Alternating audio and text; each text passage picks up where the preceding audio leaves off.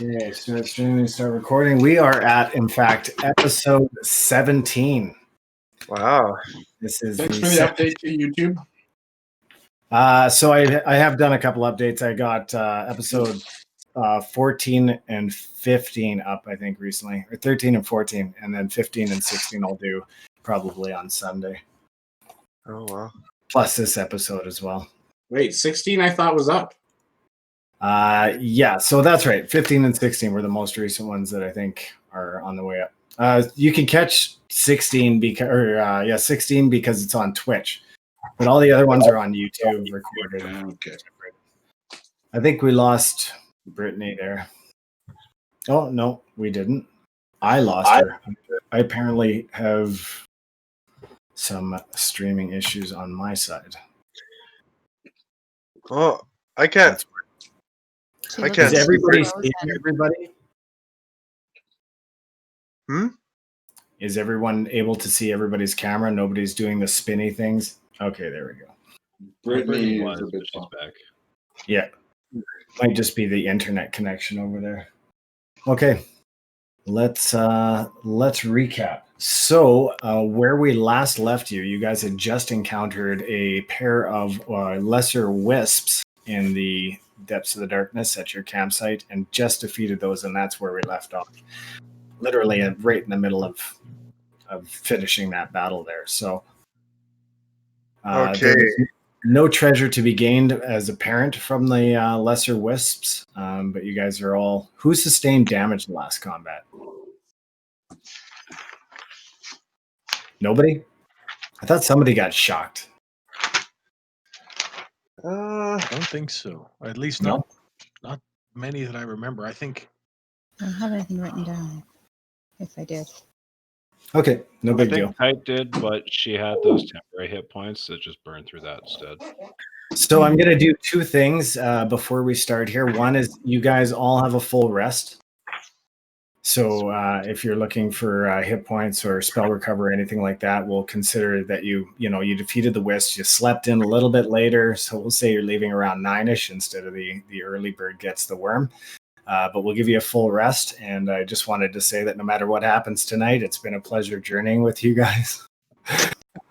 Last note from the wizard on what we were doing is Kite let out some pent-up anger, and we stayed back in that battle and just watched her slice through everything. So we didn't get touched because we were spectators.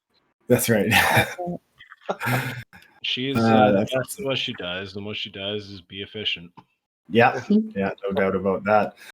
So you were right in the middle of the road, approximately 2 days by horseback from the general area of Silverwater Castle, where you were supposed to be turning off the main road and finding that location. So we'll say that it's about 9 a.m. now, and it's a beautiful day. I rolled for weather, and it come up nice. So it is, not a cloud in the sky, beautiful suns in the sky. It's birds chirping, nature alive all around you. And you guys are feeling fully refreshed. Awesome. Well, I guess it's time we head on to that castle, and oh man, I guess I don't think I got a good sleep because I can't remember what we're going there for. Oh, that's right, to get some human skin tapestry, right? The tapestry of blood. The tapestry of blood, which sounds super gross and terrifying. Why are we going there again?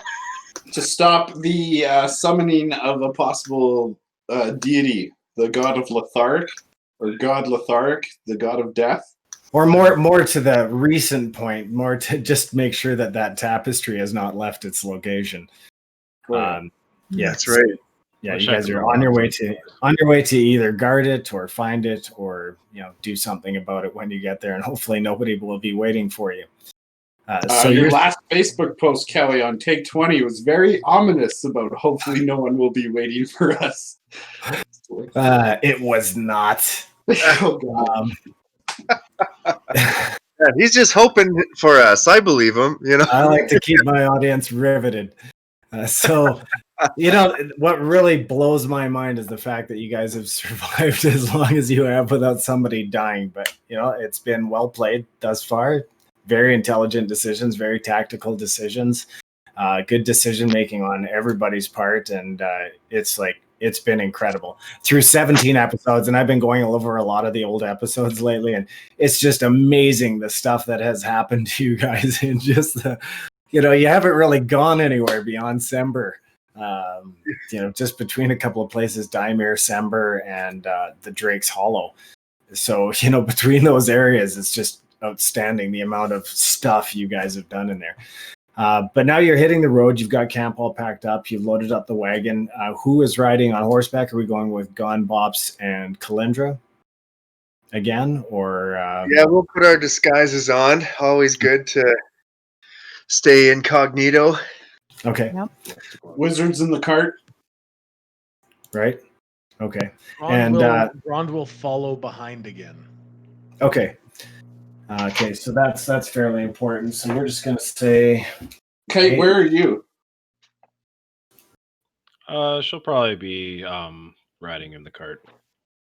All right. Just kind of meditating / thinking about stuff. thinking about stuff. And we should probably put our Raven friend up in the air as well. Yes, definitely the Raven friend. But after that little episode from Kite, and she comes back into the cart, she's clearly flustered, red cheeks, and upset, contemplating life. Right. The sheepish wizard has something that he wants to give her to hopefully, like, hey, I'm still on your team kind of thing. Peace offering. Yeah. Yeah. It is a ring, a black-looking onyx ring made out of a metal that Kelly let me know about. I'm just trying to find it here. Hematite. Yep. And for my identification, I believe it was the +1 protection. -1 to hit kind of thing. Ooh. And I'm like Kite, sheepishly, of course, because I didn't like doing that deception thing. That's not my nature.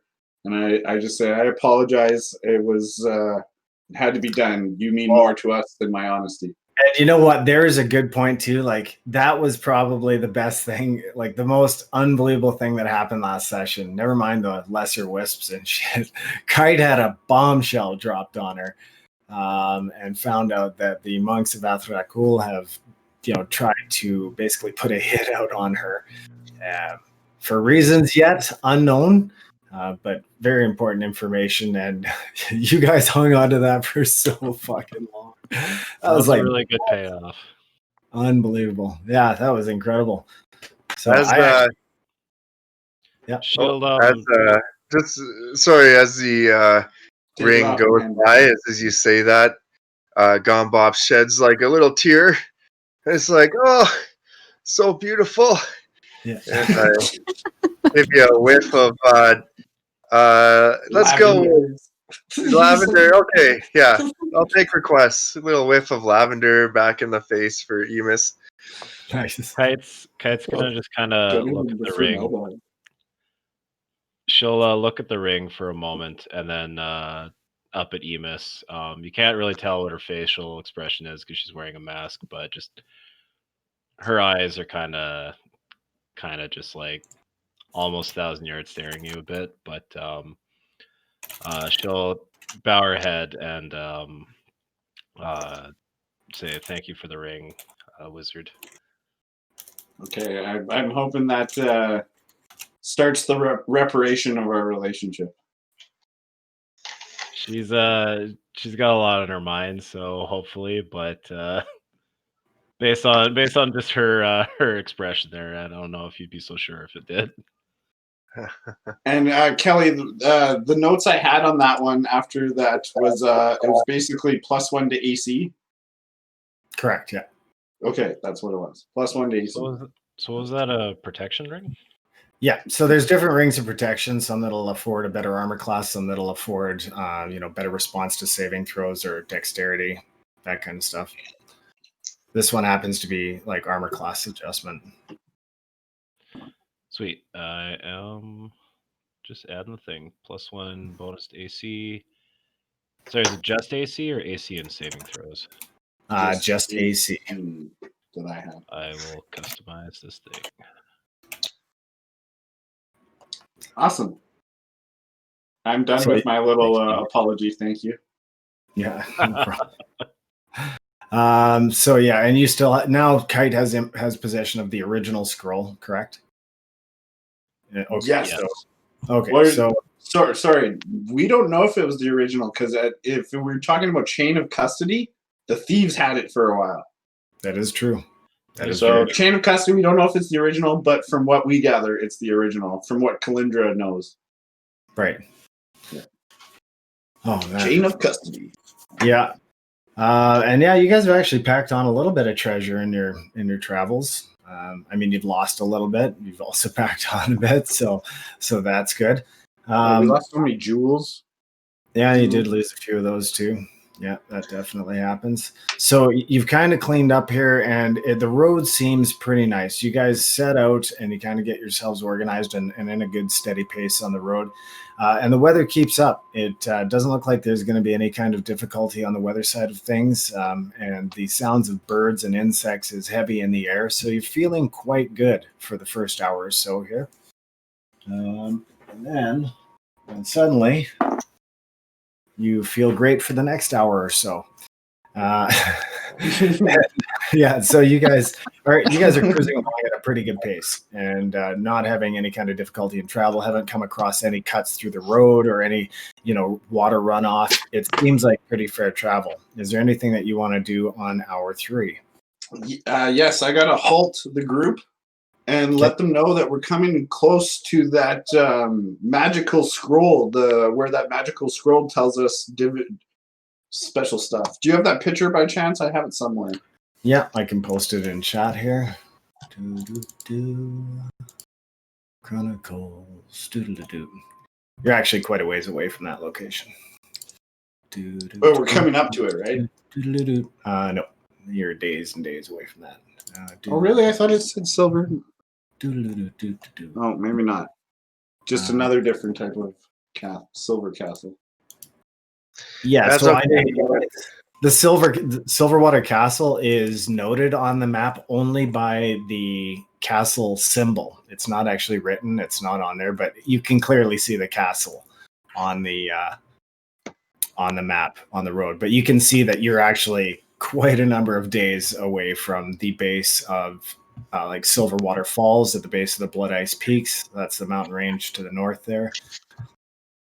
Okay, so maybe I just bring it up in passing, not stop the group. Okay, that seems a safe bet. Okay, so you guys are traveling for about 10 more track minutes. of that stuff, Emus. Yeah, you start that conversation, and you pull out the map, and you're kind of passing it back and forth between. Okay, switch this. Okay.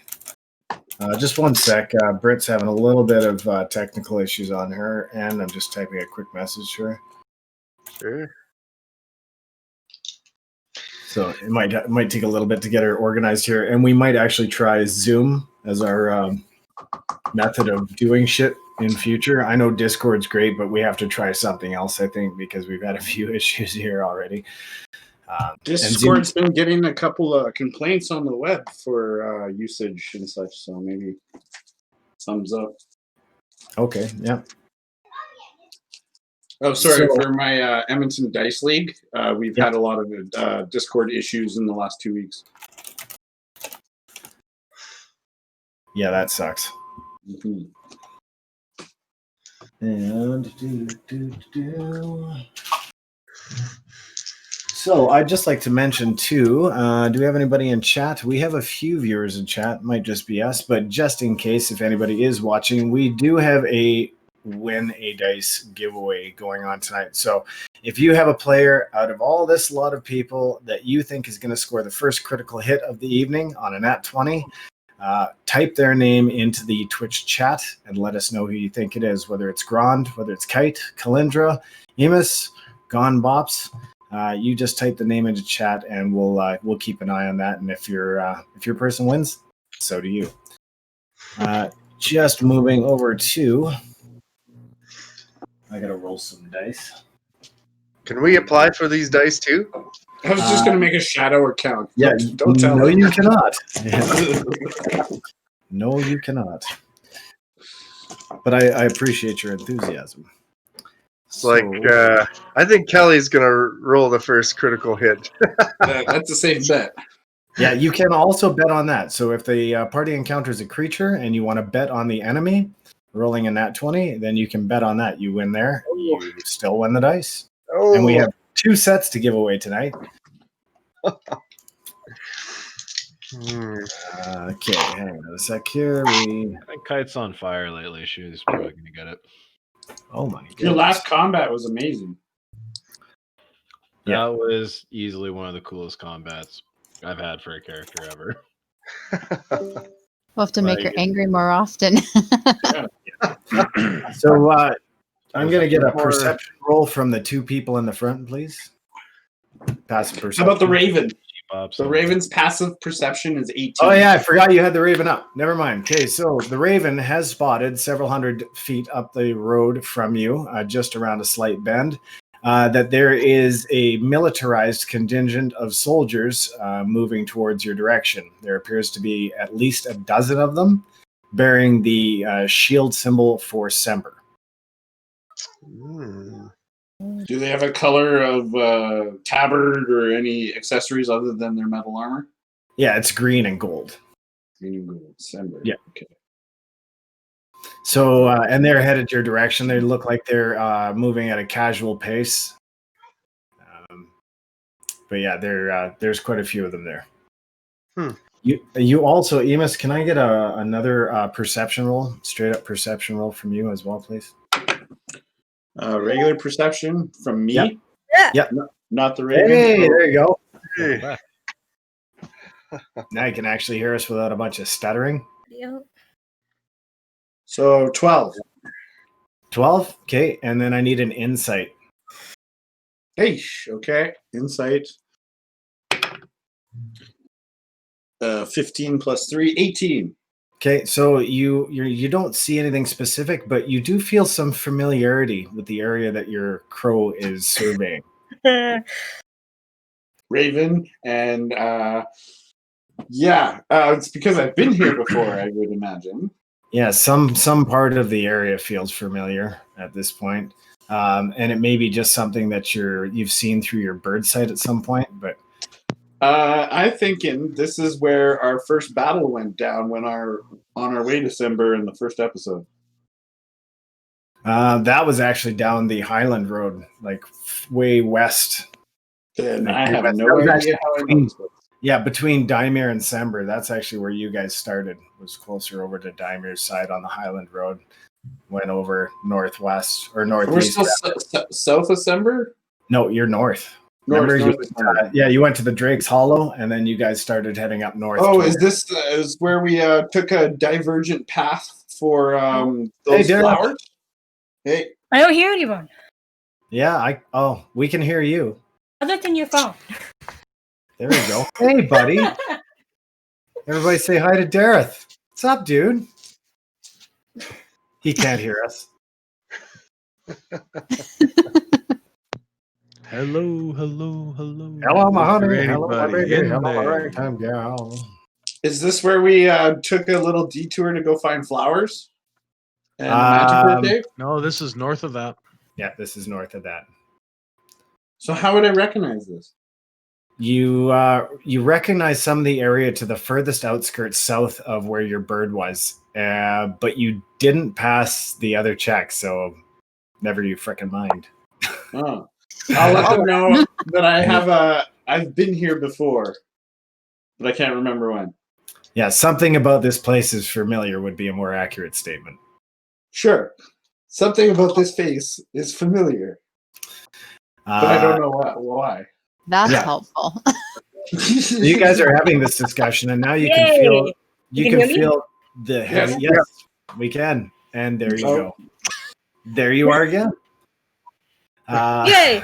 Yay! So yeah, at least are we stuttering now? You're kind of your videos. Yeah, your video's flicking. You guys' video is better than the one from my other laptop. Disco video. Perfect. Disco video, nice. I love it. Go video. Oots. It's all right. It'll do. That's Radio, great. kill the radio. It's so funny. I'm just picturing the wagon moving along, and behind the half-ogres. Nobody even knows what the fuck's going on there. The bard hasn't been playing music in 20 minutes, but the half-ogre's dancing his ass off. Somebody give me a psychiatrist, level 5 or higher. And I'm like, I sense a disturbance in the groove. Yeah. In the Grond. Yeah, in the Grond groove. Got AirPods in. Oh god, oh fuck. Grond's just wearing a leather tunic that says "Do not disturb." Already disturbed. I'm sure you've all seen the Viking techno dance. That video on the internet. Yeah. Techno Viking. I could just picture Grond doing that. Rips the manticore armor off his top and just starts flexing, dancing. My video keeps cutting out. Oh, well. Yeah, I know. Yeah, it's okay. We get you every once in a while, which is I just interesting. give up at this point. Yeah. Dude. Sometimes you just have to give in to the force. So you have that military contingent approaching, and now you see them on the road ahead of you. They've got a tall banner waving in the breeze, and they appear to be. Yeah. I share that with the group so the group can make a decision. Okay, there is one person in the lead, mounted on horseback, 4 people behind him mounted on horseback, and the rest of the men are marching. The rest, do I have a straight count? You said a dozen? Yeah. Yeah, a dozen. And then there's, like I said, the guy in the front, and then there's a guy right behind him seated on horseback, 2 behind him seated on horseback. Okay, And then the rest are marching, and most appear to be dressed in partial plate armor, and they've got gold and green tunics and other adornments. Can I see that?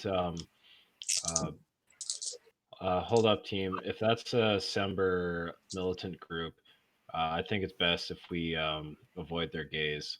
We don't know how many of them might be in league with the guild, and I don't think we need the extra attention right now. All right. Yeah. I think that's right. And Kite, get an illusion of hay ready this time, so that no one's tempted to take our delicious vegetables. And Calyndra, you got your secret spy disguise name ready? Oh, what was You might need it? it. Was it like Cassie or something? I can't remember. Oh, Tess. I have it written down, actually. Yes, that's it. Yes. Yeah. What was yours gone, Bops, again? Crinklefoot Mosshead. Crinklefoot Moss. Grond is about 300 feet behind you guys and knows nothing of this. Yeah. Yeah. So, and actually, Grond, I'm going to get a perception roll from you.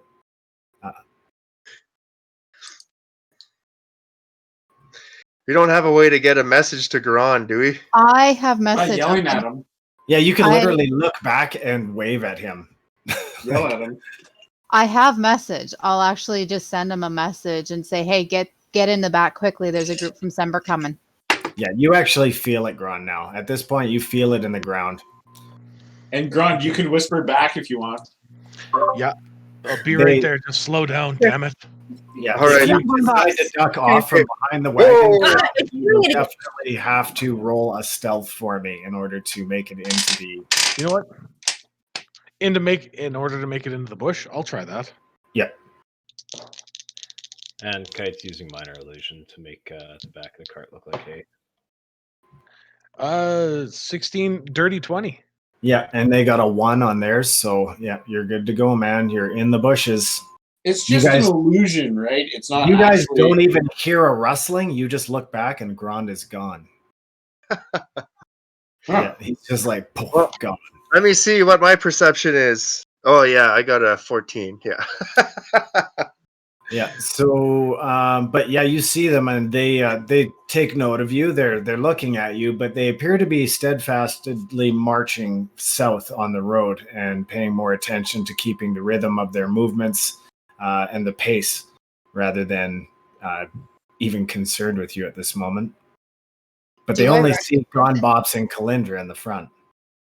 I'm not going to make eye contact with anybody. I'm going to make that make a conscious effort not to. But do I recognize anybody?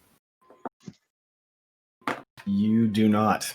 What would they be doing? I can't even talk right now because we're trying to illusion. But So, okay, yeah, you would know that this is a pretty main thoroughfare. The North Road is like the Highland Road. Lots of travel, lots of people and military units moving between cities to aid in different things. This road leads directly to Calyndra in the north, and then fucks off to the west towards Elmoraine, to the right towards the long route towards Highwatch. So military units move back and forth, so you're not exactly surprised to see them. And you have seen other military units approaching the north gate as you left Sember like a long time ago as well. all right. But you guys are maintaining. They Yeah. are almost at you now.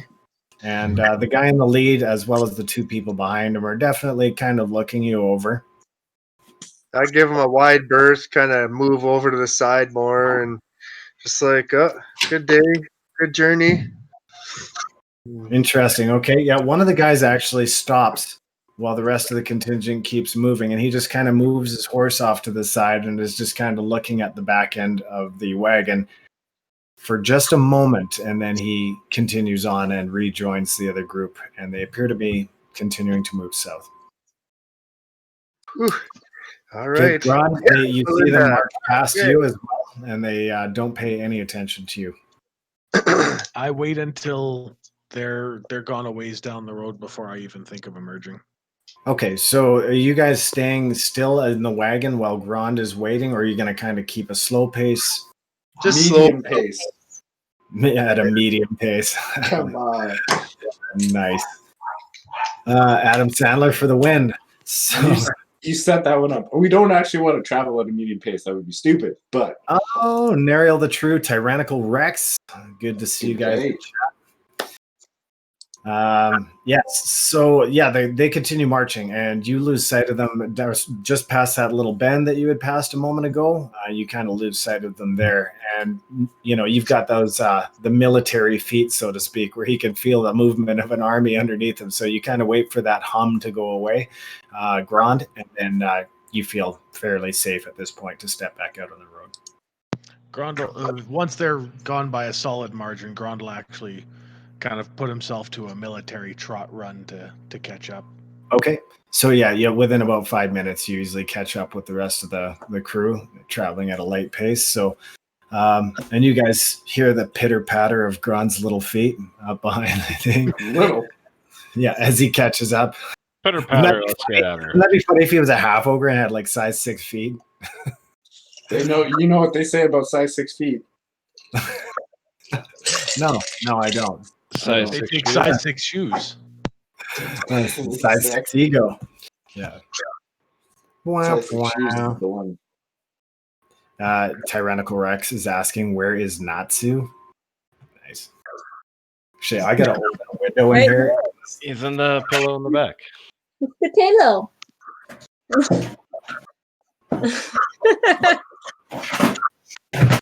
Also my wall. Whee!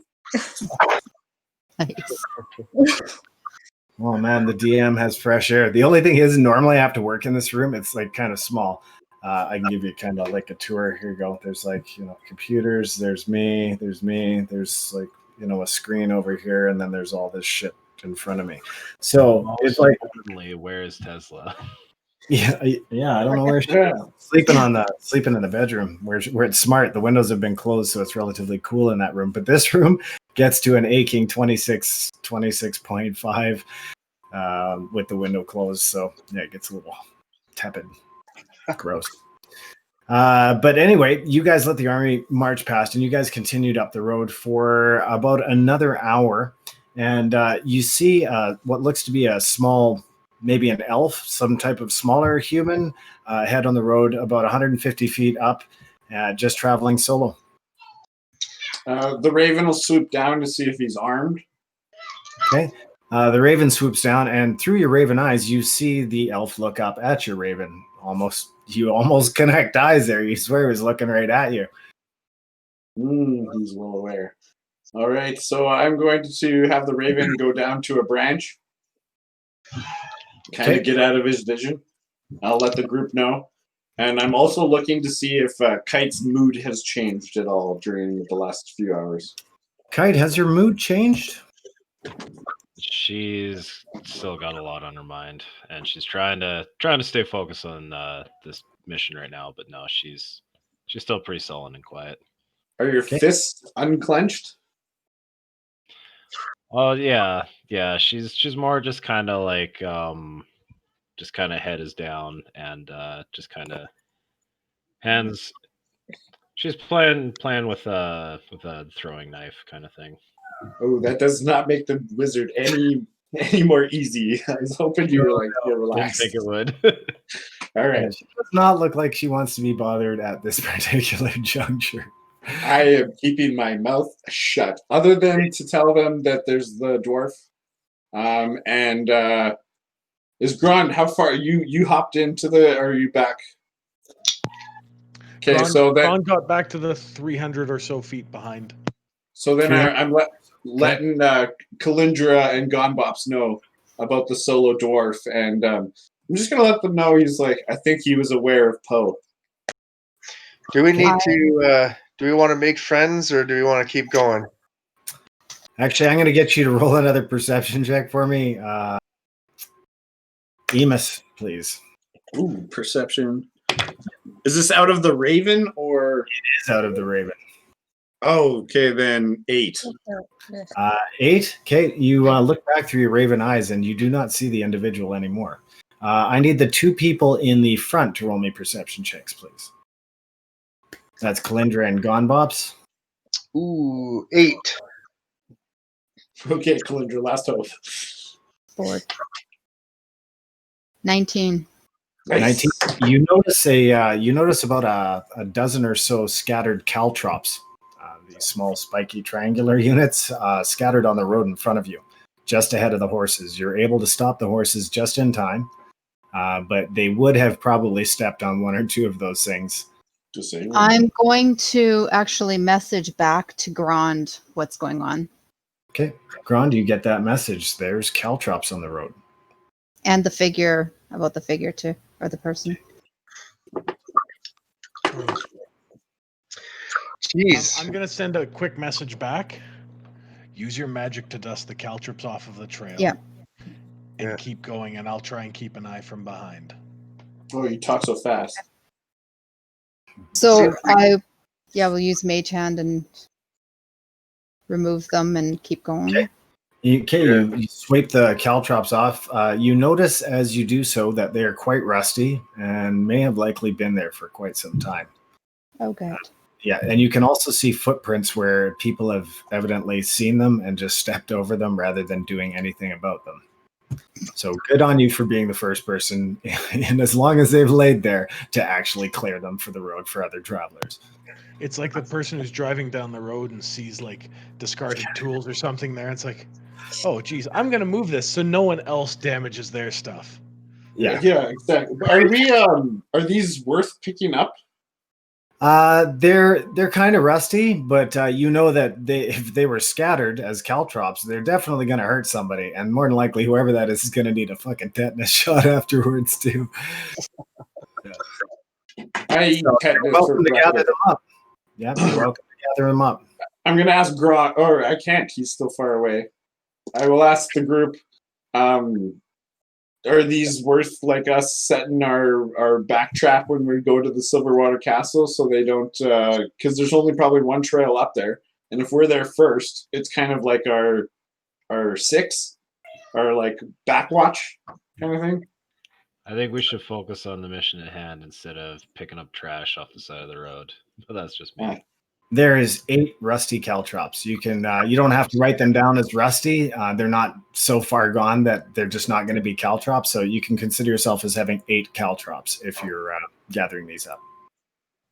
We can do it with Mage Hand real quick. Caltrops won't. They're about that big.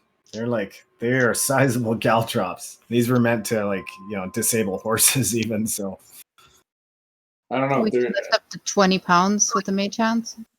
Yep. Oh yeah, they don't weigh that much. Yeah, but it is a healthy fistful. Kite will jump out and pick him up after. Okay.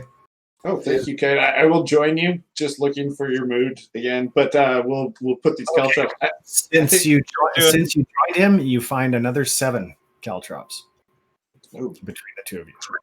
So that's a total of 8 and 7. 15. 15. She was totally doing that bit where it's like, you know what? No, we're not going to do this. Just leave it. Okay. You also see we'll go get it. also no further sign of the individual that was on the road. Perfect. And for the non-fantasy guy, caltrops are spelled CALTROPS? Correct. Thank you very much. They're like ninja foot spikes. You like throw them on the ground. They're like a tripod. Yeah, so they like all a ball with spikes, right? Okay. Oh. Yeah, like that's how a thief does it. Runs and then lets them catch up a bit and then tosses some caltrops around a corner so as soon as they come around, it's just, my feet. Mind if Kite takes the 8 and I don't know, maybe Calyndra can take the 7? Is that good? All right, that's removed. Thank you. Okay. Yeah, so there doesn't appear to be anything else occurring at this particular juncture of the road. It's early afternoon now, so you guys can continue on. There doesn't appear to be anywhere where you can easily break off the road. The road is kind of windy. It thins out a little bit. It's starting to get a little bit more rocky and uneven, but still identifiable as a road. There just doesn't appear to be anywhere to pull off at the moment. Let's keep going. Break. Keep going. I'm just going to remind these people of the dwarf that just disappeared. That was an elf. Elf. You figure elfish, if anything. Yeah. Yeah. Calyndra will be keeping an eye open too for that. Okay. So, so I need perception rolls from Gon, Bops, Calyndra, and Grond, please, after the first hour passes. That was 20. 19. 19? And what did you get, Grond? 20. 13. 13. Okay, you almost don't notice it, Grond, if it wasn't for the two people noticing in the front. Gon, Bops, and Calyndra, you both notice a fairly giant-sized footprint in the softer mud on the road. You're not sure how old it is. Looking at it at first glance, you see it. It's definitely huge. How giant, like the one we saw before? It was big. Question. Yeah, you figure around that size. Oh. Yeah, and it's just a single print. The heel's off the road a bit, so it looks like they were traveling at a pretty good pace. The road's about 13 feet across, so they would have been moving at a pretty good pace for only one print to be here. Well, I guess I don't. Do I notice any birds that I can ask if they saw any giant, large creatures running by here recently? Okay, well, most of the birds operate during the daytime, and they are not giving you the impression that they are familiar with what you're referring to. I point them to the footprint. Like, who made this? Okay, you guys see Gon Bops have a little bit of a Disney moment as the birds circle his head and doing they're communicating with him in some unknown bird fashion. And he's just like, "Oh, bird." Talking to these birds for a little bit, and they don't give you the impression of giant, but they do give you the impression that danger is everywhere here. Yikes. That a great many beings pass through this area all the time. Poe the Raven is going to go back up and see if there's anything ahead for us again. Yeah. Yeah, I relay all that to the group again. But okay. Trouble being afoot here. The birds are warning me. There's a lot of traffic here with this type of creature that makes this nice. footprint. That's awesome. So you guys continue on for another hour, uneventful. Actually, a couple of hours uneventful, and you're starting to get a little bit hungry now for something more than the dry rations you may have been consuming on this road. And you do see a little bit of a grassy area off to the left side of the road. Just picture this flipped upside down. But yeah, you do see a little bit of a grassy area where you would have the opportunity to pull off of the main road at this point. You also see that the next 100 feet or so of the road appears to be covered with grass. And the grass looks really new. The grass is on the road? Yeah, so you go from rocky, clearly identifiable, hard-pounded road and, rough, worn, heavy travel from wagon and people road to, a section of the road that appears to be about 100 feet long and is covered with absolutely shiny new green grass. Something's But afoot. there was no forks or anything like that. Nope. Someone's been here and someone's doctored this. They're trying to throw off a trail. Maybe it's a trap, too. I use Mage Hand to clear away this grass. Okay, you find that as you're trying to clear it away, it literally rips out of the ground as if it has been growing there for quite some time, yet appears very, very new. So it appears well-rooted, and you're able to kind of peel it back like sod on a fresh lawn and roll it off to the side kind of thing. You now have access to about 20 rolls of sod, should you need them. But the road appears to be cleared of the grass at this point. You spend about 15 to 20 minutes doing that, and then, the road ahead appears to be free of grass.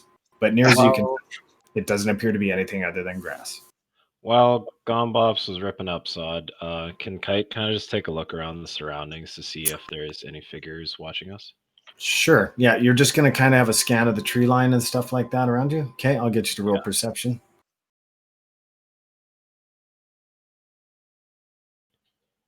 18. Yeah, so that's as you're coming to a stop. You notice that the birds and everything are still chirping. Nature is at high volume right now. I'll get you to roll investigation for me, please.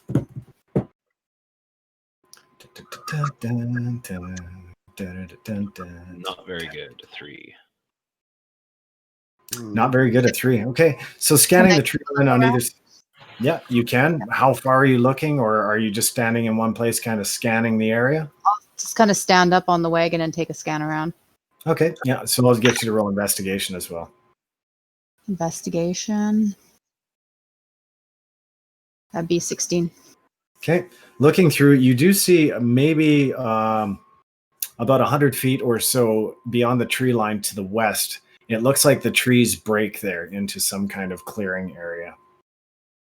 I'll point it out to the rest of the party. Yeah, you can just see where the trees kind of get thinner at a certain point, and it looks like it's off the road. Yeah, it's about 100 feet through the trees, straight to the west off the road. Okay. But it looks like it gets sunny over there. Like there must be a break in the thickness of the trees. After she points it out, I'm gonna, if I may, take a not the bird's eye bird view. Yeah, bird's eye view of the area. Yeah, so you're gonna send the crow up. Raven. Okay, so you send the crow up, and you actually don't see too much from the air. But you do see a couple of faint breaks in that direction. So are you going to land your bird down in that? I'm just trying to recognize we've been north before. Am I that familiarity striking me again? I'll get an insight check from you, please. Okay. Rolling. That's not happening. Natural 1.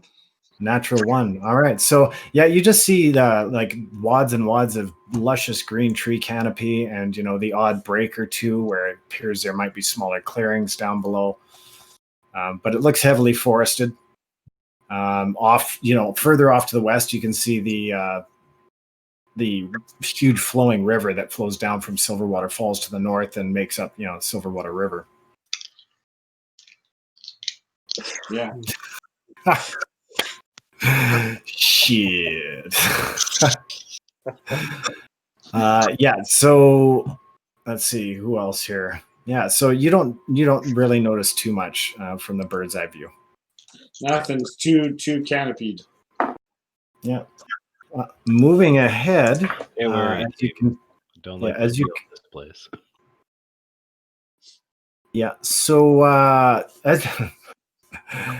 So the road crests a hill, and spread out in front of the group is a huge sweeping vista of land. The trees kind of break here, and off to your right, the trees really part, and it seems like the forest mostly disappears except for a few small patches of trees. And you can see across a bit of a plain off to the mountains in the distance. So it's just a wide open area off to the east side of the road, and then the forest still stays very thick off to the west. Did those flowers have a distinct smell back in the day? Oh yeah. Also, well, yeah. I mean, you might pick that up. Yeah. You don't smell anything like that right now. Yeah. Like you definitely smell a lot of flowers and a lot of green and a lot of springtime, a lot of nature going on. You can even catch a wind of Grond and a few other of the passengers that have been sweating their asses off in the back of a wagon occasionally. So yeah, you guys continue on, and the road actually disappears back into the thickness of the forest, about 400 or 500 yards up the road.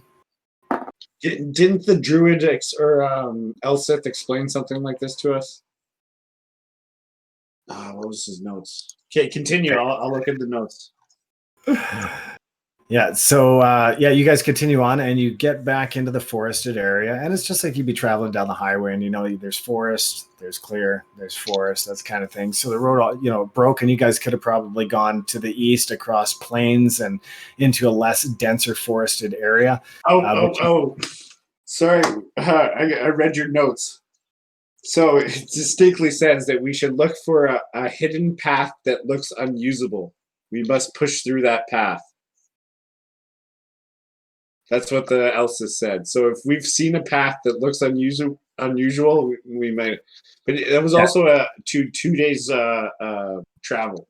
So we've traveled some already since Elsith, but we're coming up to that long rest already. So if we calculated a 2 days travel, 1 day long rest, 1 day, we're coming up to that kind of close, and we have to find a hidden path that looks unusable. Right. We're so also you guys on horses and wagon too.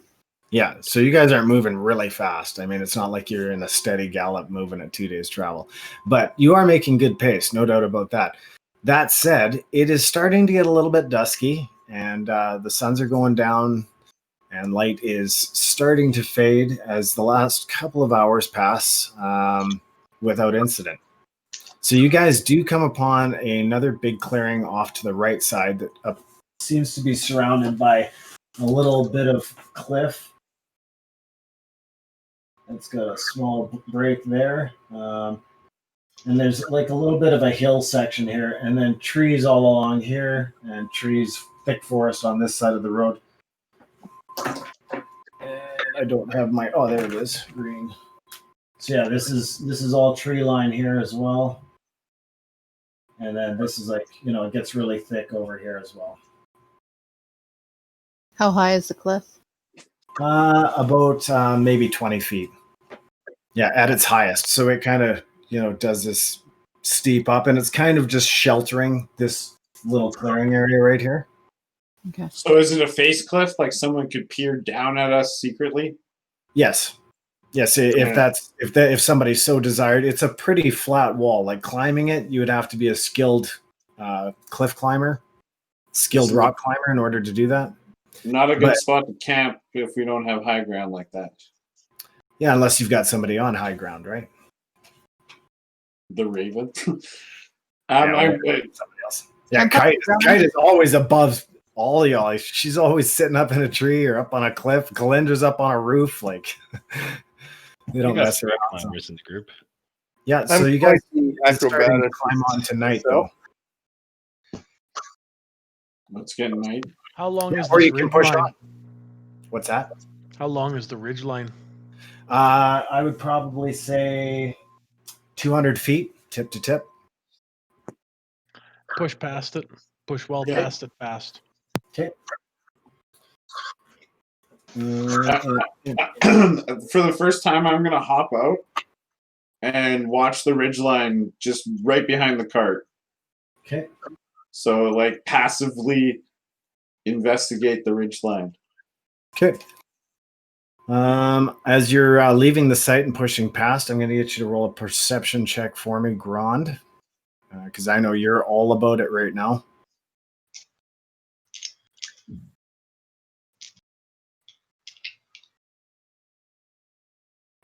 Muted. Sorry. 22 with a nat 20. Nice. You actually, nat 20. That's not a crit, though, right? No. So you notice that the insects haven't stopped singing, or the area seems fairly calm, and you don't feel that anything is watching you, short of Mother Nature herself, as you leave the area. Grond still he can trust his instincts, but he still doesn't. That's fair. He still insists we push past. That's fair. So you push past, and night continues to descend, and the moons are full and bright in the sky, and so there is a decent light in the areas that don't have heavy tree canopy over, and it breaks all the time along this road. Sometimes there's areas along stretches where there isn't a tree canopy over. Sometimes it closes in a little bit, but moreover, you have a little bit of visibility on the road, despite it being the dead of night. So Grond's getting tired, clearly. So, but we're pushing on through the night for another hour. As the Raven will have to come in. He doesn't have dark vision, and I'll ask the group if we want another bird with night vision. I have to stay relatively in a trance for 10 minutes with some incense and my smoke brazier, and inhaling and blowing it back in to create a different bird. Okay. So if you guys want like night vision, like an owl or a bat. Yeah, that'd be good. Except I don't think you need to wear your smoked brazier. Smoke brazier. That's what creates this one. This one's not. I don't have it attuned, ritual spell style. So that's his little. Your brazier or your brazier? I don't know what it is. I'm gonna Emus, call it. Oh, sorry, Emus Jace. is a guy, so is it a brosier? A brazier. Sensor. It's actually a sensor. There you go. Sensor. I'm so you're using sensor from now on. I can't get that word right. So, no, please don't. So you guys are continuing on the road, and you actually come across a stump on the side of the road. You all kind of notice it. It's a fairly large wooden stump, and it's got several dried mushrooms sitting on it. Ooh, can I do a little nature check to You see can. if I know what those are? Don't just eat them yet. My nature is 16. Okay, yeah. You recognize them as Locirus mushrooms. You see that they've been drying for approximately 2 days out here by the side of the road. You know them to be edible, but you have some question in the back of your mind as to whether or not you should be eating strange mushrooms on the side of the road. Huh. Probably not want to eat these. How hungry are we? Well, I mean, some of you are, you're fairly hungry. You have good provisions, though. So you were given a lot of really good provisions back at Drake's Hollow. Like they hooked you up with. I'm gonna refer to Gun. Shit. Refer to Gun Bops. Do you know anything of these? Have any like health properties or any potion building properties? Yeah, these are edible, and I don't know about potions, but they make a fine vegan mushroom soup. They do. And the color is just fabulous, as you can see. Yeah, Gombops knows he's just wanting to make a stew with these things so fucking bad right now. He's just like, come on, guys, they're good. Oh, I trust your nature check. You're the nature guy. Well, so, I just don't trust why they're here all of a sudden. I mean, to harvest them is one thing, but for them to be just sitting here. Oh, this isn't the area for them or something? okay. Yeah, they could grow around here. It depends, but I would pick them, but there seems to be weird. There's a bunch of grass here. Now there's mushrooms. Like, what's going on with this road? Yeah, so night has definitely fallen. The moon is full, and you guys haven't had a bit of traffic on the road in over 2 hours now. You're just coming down a little bit of a bend, and it winds down a bit of a hill for about 50 feet, and then descends into a fairly open area with thick forest on the left, and then a bit of a clearing on the right. So,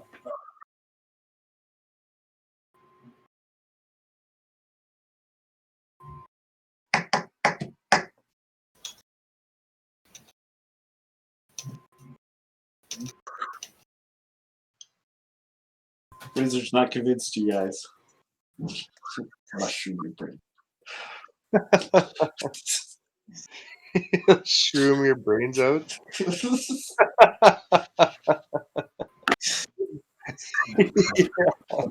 The trick is to microdose. With the memes?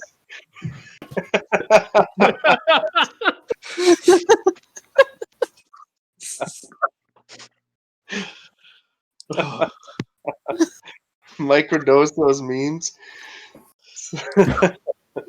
All right, so you guys come upon this clearing on the right-hand side of the road. You see that there are 3 trees in the clearing and that there's a couple of old campfires that have apparently been used, reused, put out over and over again. There's definitely a couple of fire pit areas, and you can see that this area has been used for camping frequently. Well, do we want to push on, or I guess we don't know how much further we need to go to get to this castle. I think we rock here for the night, because if we do get close to that point where we have to find that hidden trail, we're going to need to see it during the day. Yeah, that's a good idea. Without him yawning like Tired you anyways. Ron needs a freaking nap. Okay, so why don't I take first watch, Grond? You go have a sleepy time. Okay, so you guys break out camp here, and you decide to stop, pull over. You set up. Are you setting up a campfire? I don't think so. You're just I going think to sit in the dark? Yeah. I am going to do like a perimeter kind of search, look for tracks or anything like that. Okay. So, yeah, before you guys all get settled in, you do a nice perimeter search. I'm going to get an investigation check from you, Calyndra. Can Kite help her to give her advantage? Absolutely. So you can roll with advantage. Oh.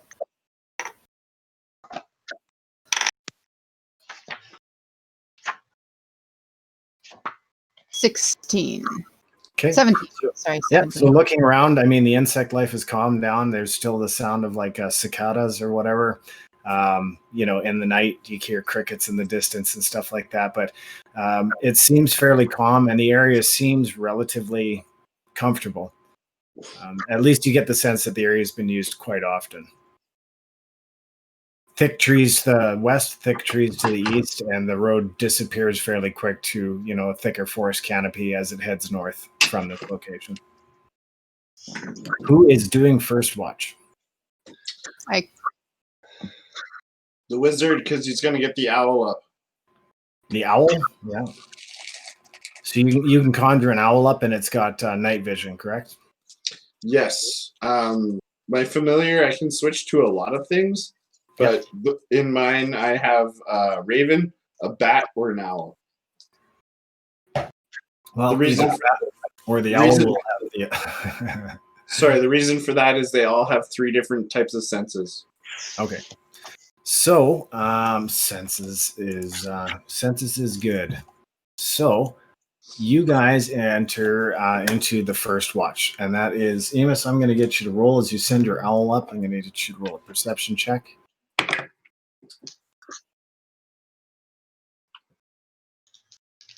$14.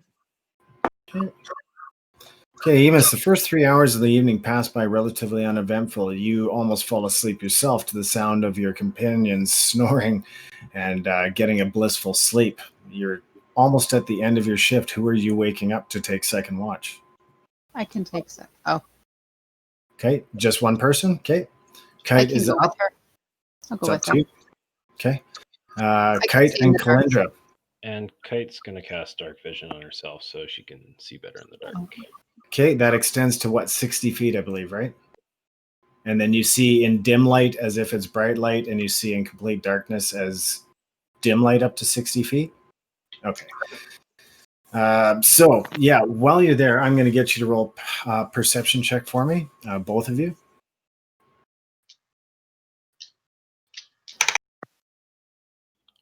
$13. Okay. You don't hear anything other than the sound of insects and stuff. 20. Calyndra, you actually hear something. It sounds like something being dragged, like something heavy being dragged, but it's really hard to pinpoint exactly where the source of the sound's coming from. It seems to be to the west. Do you hear that, Kite? And Kite, taking a closer listen, I'll save you the perception check at this point. When you stop and listen, you hear it very faintly at first, but then you definitely hear like something in the distance is being dragged, something heavy.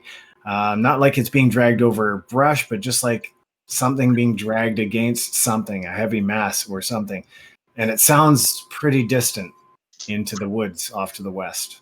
Sounds like something's being dragged far away. Does it?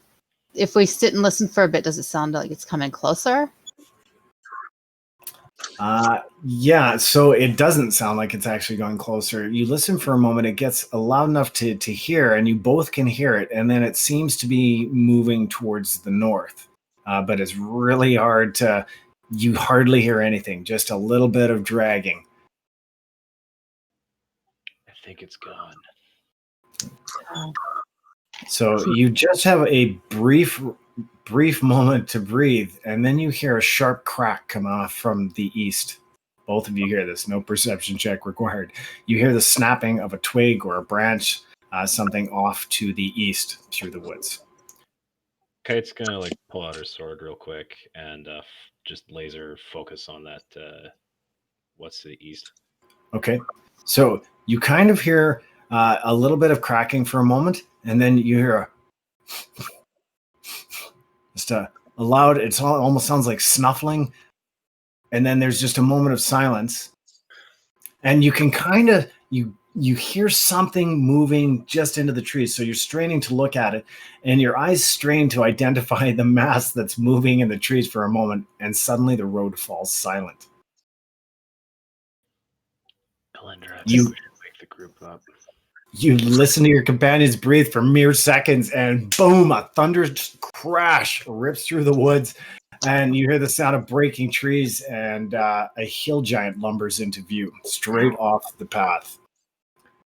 Yeah, and it's only about, you guys are, put you on the map.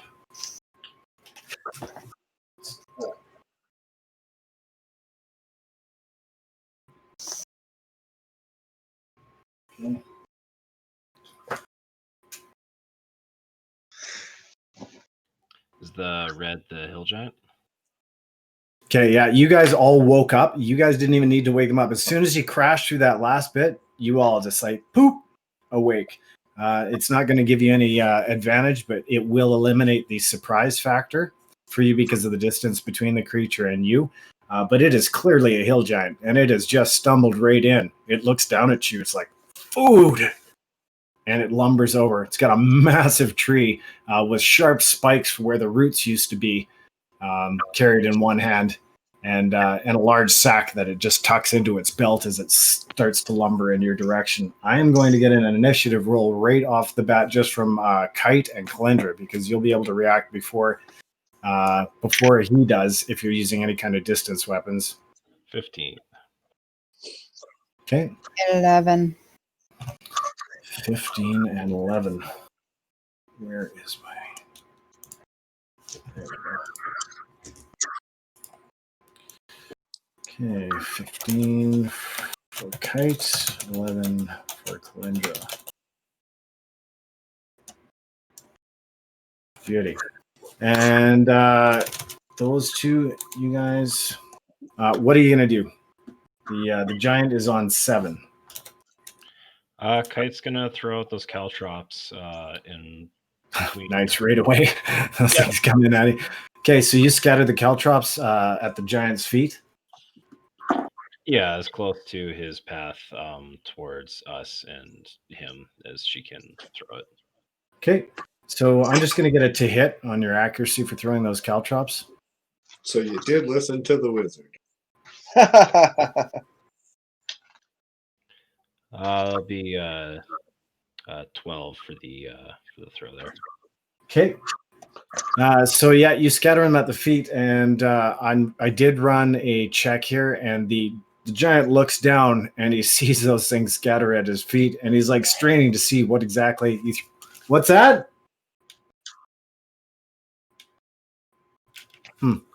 Maybe yelling at the cat for clawing at the stairs. A new habit of hers. It's wonderful. Oh, I should show you pictures of my stairs. They're torn to crap because of Oh my no, cat. no! Don't tell me these stories, man. I'll just like be wallet time for Kitty. I love her. We tried the spray bottle, and they would just get sprayed and still claw at it, looking at us while we were spraying them in the face. Yeah. It's the worst. Yeah. So, and this giant lumbers over and starts smashing his way. You cast those. He literally steps right over them. and misses every single one of them as he steps towards Calyndra. Calyndra, it's your move. I am I'm using my bow. Okay, you pull out your bow. Yeah, he looks like he's seen that weapon before because his eyebrows raise when you pull it out and draw back. Fire away.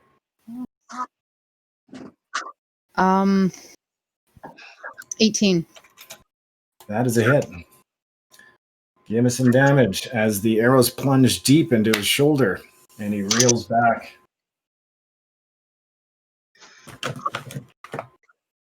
+10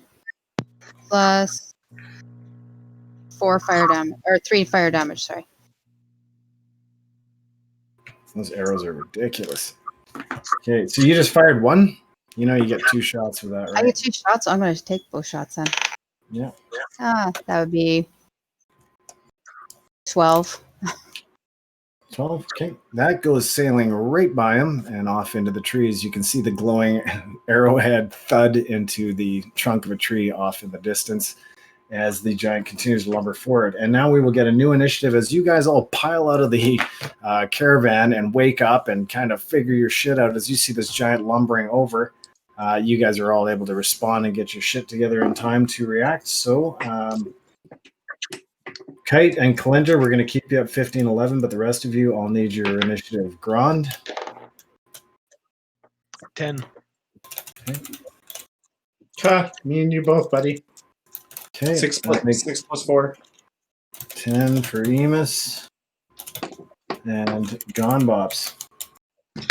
Natural 20, nice. Wow. 23. 23 with your bonuses. Well, Gone Bops, you are slick and quick, and you have some time. You have some time on your side, no doubt about that. As we roll into a new initiative, you get a chance to react. As you see this giant lumber out, he takes a couple of arrow hits right in the right shoulder and reels back a bit as he stumbles to the left over here and takes that position on Calyndra. Okay.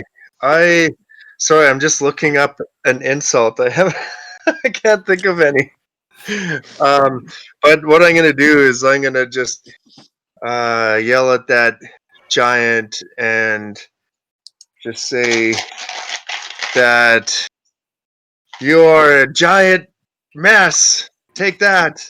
And I have to He's like, roll I've never heard such terrible language as he reels back from the blow of your fierce That's insult. what you get.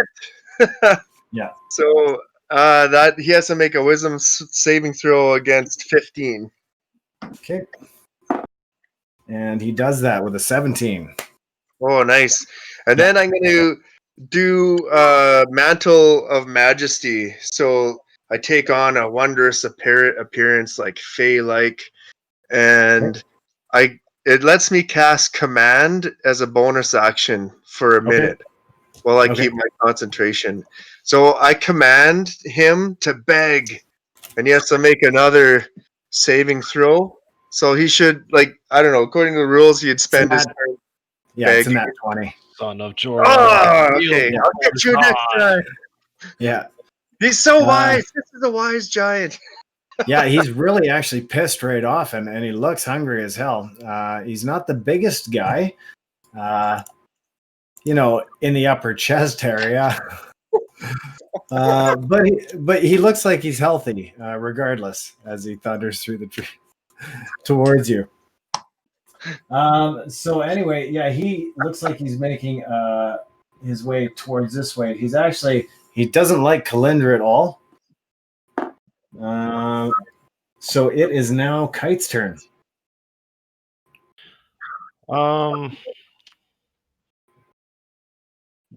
Hang on, I'm just taking a look at the map, see where he is. She's going to throw 2 darts at this guy. Bow, bow. Yeah. Want to hear any of that? 16 and 15. Those are both hits. Go, walk on the computer. But that's my job. This is what puppers do. Yeah. Puppers is gonna walk. All right, for a mighty 7 damage for one and 6 damage for the other. Okay. And for her movement, she's going to duck down to the back of the cart and take cover behind there. Okay, that's no problem from your position. We are over at Calyndra.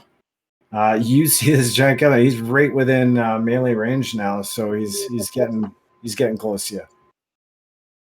If I move away, does he get? Am I like in melee already, or? No, you can move, but you're not. If you draw your bow, he's going to be on you while you're holding a bow, like very rapidly. Okay. But he won't get an attack of opportunity if you attempt to break right now.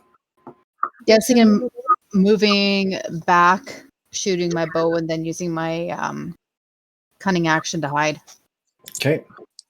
No, fuck. It's like, why? Like, why is it like out of all the places to sit, that's where you want to fucking park your ass? Like, it's like, and no matter how many times I tell you no, somehow that is still the most appealing place for your ass. It's like the cat with its ass in my face. It's like here, look at Or this. on your dice. Check this On out. your Yeah, on my dice. Yeah, sat You on a look so D4. offended too. Yeah, so gross. That's not my cat sitting on a D4, but yes, it's been done. It's been done. That was our brilliant cat. Yeah, yes, it was. So the giant is still lumbering towards you. You break, and you're. Are you ducking for cover, kind of thing? I'm going to take a shot with my bow before I hide. Okay, so you get far enough to pull a bow, and now he's kind of looks like he might be peeling off interest from you and going straight after that wagon. Well, I'm going to shoot the bow at him anyway. Fire So away. that was a 20. Not Okay, that's a hit. Flaccid 20. 7 plus 1 fire damage. Okay. And then I'm going to hide. Okay, you fire it, and the arrow launches into him, and he howls in pain as you can smell the searing flesh almost right away. And he rips the arrow right out of himself, taking another point of damage. And we are over at Grond and Emus, tied for go. Go ahead, Emus. So I'm near the wagon. I'm going, if that's where his views are, I'm going to be hopping out and behind. Okay. Yeah, you see him as he's coming over, and he's raising, and it looks like he's going to bring that massive hunk of tree right down on the top of that caravan. Yeah, and so I'm, again, getting out of it and casting Toll the Dead. Okay. So the pose and the click of the finger with the ring, and... as the toll bell rings across the area. Yeah, so this one is, again, the wisdom saving throw, so hopefully he's not wise again.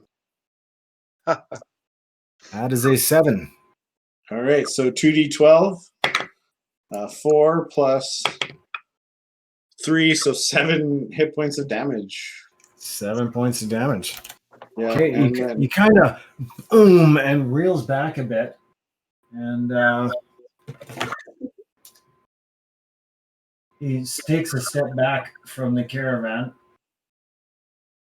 and he's on that side wall. Which one was that? Sorry, which one was I again? You can be any one of these dots. I've got Calyndra over here. Here, let's put all of you guys on here. So Wizard's gonna still stay within eyesight, but move his distance away. Yeah, Grond was over here, just on that side of the wagon. I had you in the wagon, so now you're out of the wagon. Yeah, and then give me my distance out. I'm staying away from the wagon, but so hop on that other side of the other person. Okay, and Calyndra ended up over here. She fired over, fired her bow. You guys kind of knocking him back over that direction. Yeah, I just don't want to catch any splinters when what's he going to happen. Seems actually, he seems a bit shocked when Grond steps out of the shadow there. He didn't see Grond just behind the caravan, and now he's a little surprised to see somebody a little more his size. How big is he? Well, he's big. Yeah, I'd say he's a good 11 feet, and he's hunched over. So you're probably looking at 13 feet. Yeah. Okay. Shoot, I was hoping he was going to be bigger.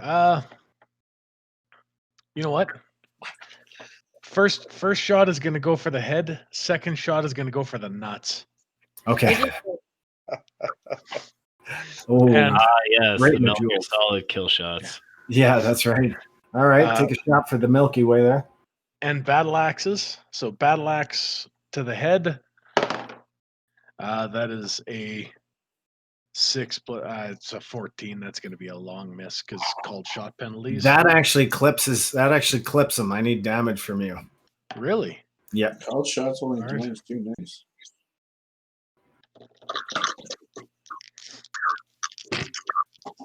Oh, sorry, 1d12, not there. We go. 9 points, not a heck of a lot. Okay, so as you do, you actually you feel it hit something, and then there's a brief second where nobody reacts, and you just see this big old ear hit the ground. Perfect. And he just grabs his ear and looks at you in shock as he reels back, and he's like, "No!" 16 plus 8, 24 to hit the crotch. Okay, so roll damage. 11, 15 points right to the nutsack. I think I just bifurcated him. Well, at least bifurcated something. Yeah, so he actually just buckles under the impact of that blade, and he pushes off, and you can just hear the blood dripping. You can just hear the blood spilling out of him, and he's like, just oh. How could you? He's clutching his ear. He drops his thing, and he makes a run for this direction. Cut his nutsack off. He breaks off, and yeah, he takes some serious strides trying to get across here and forces his way through the trees at the side of the road. He's making a break for it. Well, Grond did just give him a vasectomy for free. Oh, yeah, he's you can almost hear sobbing through the cracking of the trees as he's attempting to push his way through. Don't start nothing. There won't be nothing. So he turns back when you say that, and he like reaches down into his sack on the side of his thing and pulls out a huge goat carcass, and he just throws it across. AC, what's yours, Kite? He's got a 15 to hit you. 15 plus 2, 17 to hit you. Still misses. Okay, so you just dodge out of the way as a goat carcass flies past you. She does a backflip over it and then lands with the 2 middle fingers on him. And you can see him. He's clutching at his groin. He's still bleeding. His loincloth, like you can even in the night, you can see he's wearing a darker shade of loincloth than it once was. And he's busting his way back through the woods this direction.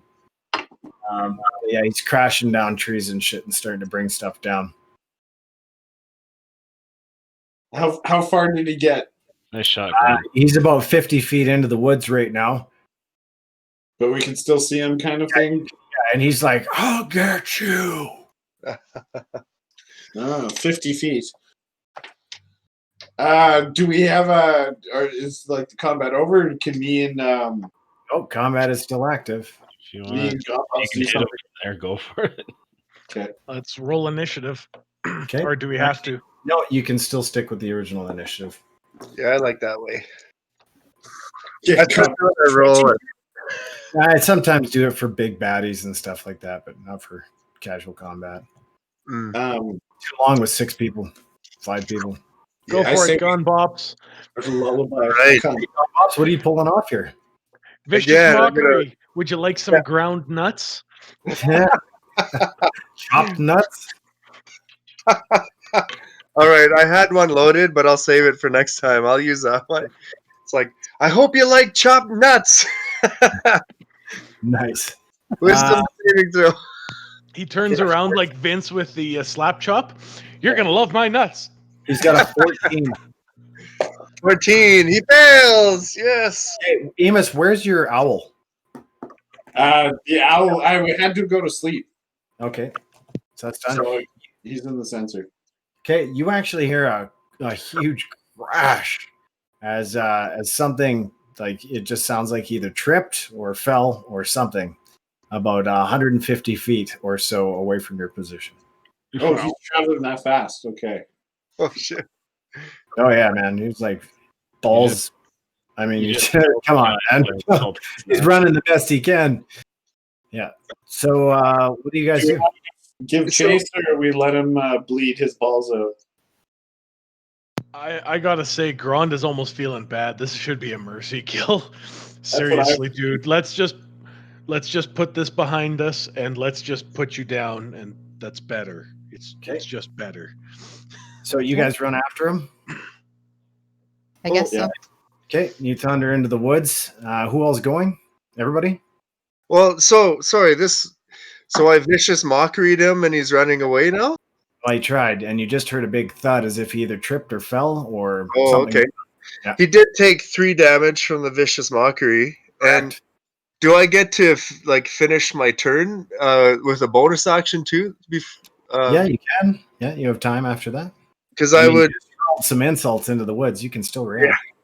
I would cast command again then on him, and again to say, "Begrovel." Okay, your command falls on nothing. So, and as you guys run into the woods, Emus' natural paranoia comes out. As you guys run into the woods, you run flat out. You see ahead of you the giant is collapsed across what looks like a thin road that was running parallel to the road that you were on. Anybody want to roll an insight check or guess? Okay, yeah, I'll throw a guess. This is the hidden trail. Yeah. As you stumble onto the Thieves' Road, you stop and you look to the south, and staring you right in the face is Thurgar, standing with approximately 7 of his thief buddies, and they have a giant contraption that looks like a cube under a sheet, and they appear to be dragging it down the trail. Thurgar sees you, and his eyes go wide, and he's like, "You have got to be kidding me." Thurgar. I am shooting an arrow at him. This is another initiative, my son. Now it's initiative. Wait, didn't I write down Thurgar dead? Yes, we beheaded him. This isn't Thurgar. This is Thurgar's impersonation. That Blah blah blah thing. This is a we dead tried person. to chase This is a down. soon-to-be dead person is who it is. 16 initiative. Okay. 24. 16 for Grond, 24 for Calyndra. Okay. Kite. 14. 14 for Kite, 18 for Emus. Yep. Okay. And Gone Bops. 14. Okay. 14. Perfect. Yeah, let me just do some quick rolling here. So 1 and 7, I heard, right? 1 and 7. That's right. It appears to be Thurgar and 2 larger guys behind him. All of them appear to be dressed in Thieves' Guard. They're all cloaked in relatively dark clothing and appear to be transporting a large square-shaped object under a thick tarp of some sort. So something in a cave. Well, that's a perception check. Okay. Oh my goodness. Are any of us familiar with how monsters are captured and transported? 13. 2. Okay. Okay. We are. No, you're not. I don't believe you are, unless you're like got some torture Got some experience or Zoo background. Yeah, that's right. I worked at a zoo for my summers at college. All right. Oh, and one more roll for the Thurgarninator. And yeah, you see that Thurgar's wearing like that same purple cloak that Mira was wearing before, and appears to be wearing some of the similar adornments that Mira was wearing the last time that you saw her. I think it's Mira. So, Thurgar. Yeah, and that was the last time that you had seen that person was in the Thieves Guild too. Right before like everything went shifty and you guys ended up getting imprisoned and shit like that. Oh, I'll never forget it. Yeah, no doubt.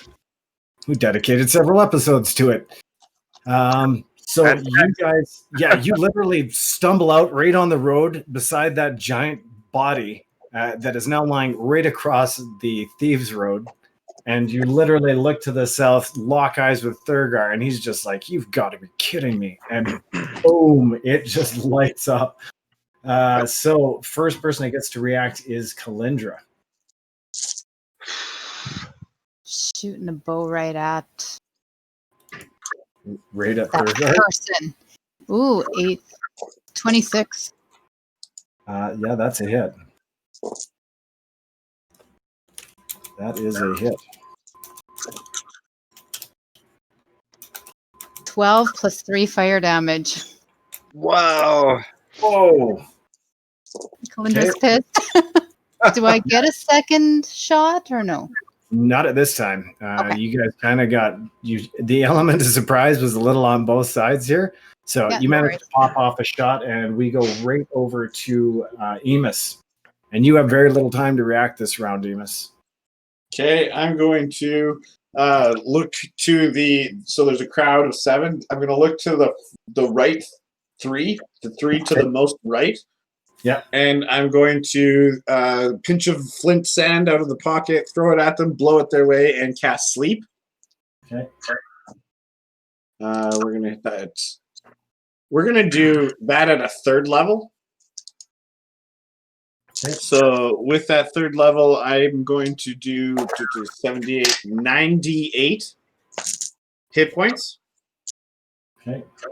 And 98. Okay, so here we start. 5, 1, 6, 13, 17, 21, 25, 30, 34, 37, and last one. 39 hit points put to sleep. Okay. You see one guy at the lead drop. Out of the first 3?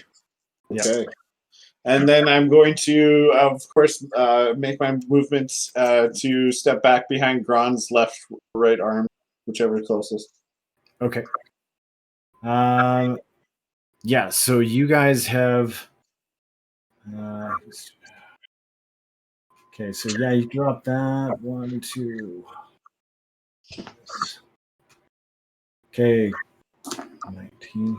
Oh. 2 of the thieves react.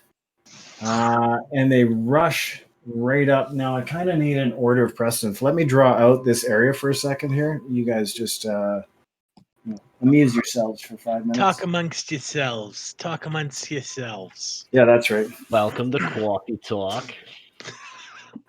Someone else remembers it. I'm getting a little verklempt here, guys. I'm getting a little verklempt. Was I missing? Oh, I see it. Okay, thank you. Yes, good to know. Is that in all fights in the future or just now? What do you mean? I'm talking to. We're angry. talking amongst ourselves. Gotcha.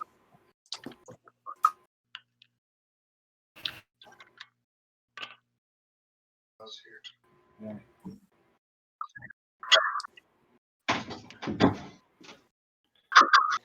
I think just My like amazing- My amazing drawing skills. It's really convenient of them to just deliver themselves to us to push here. Okay, there's a little bit of a crushed area where the giant wandered out.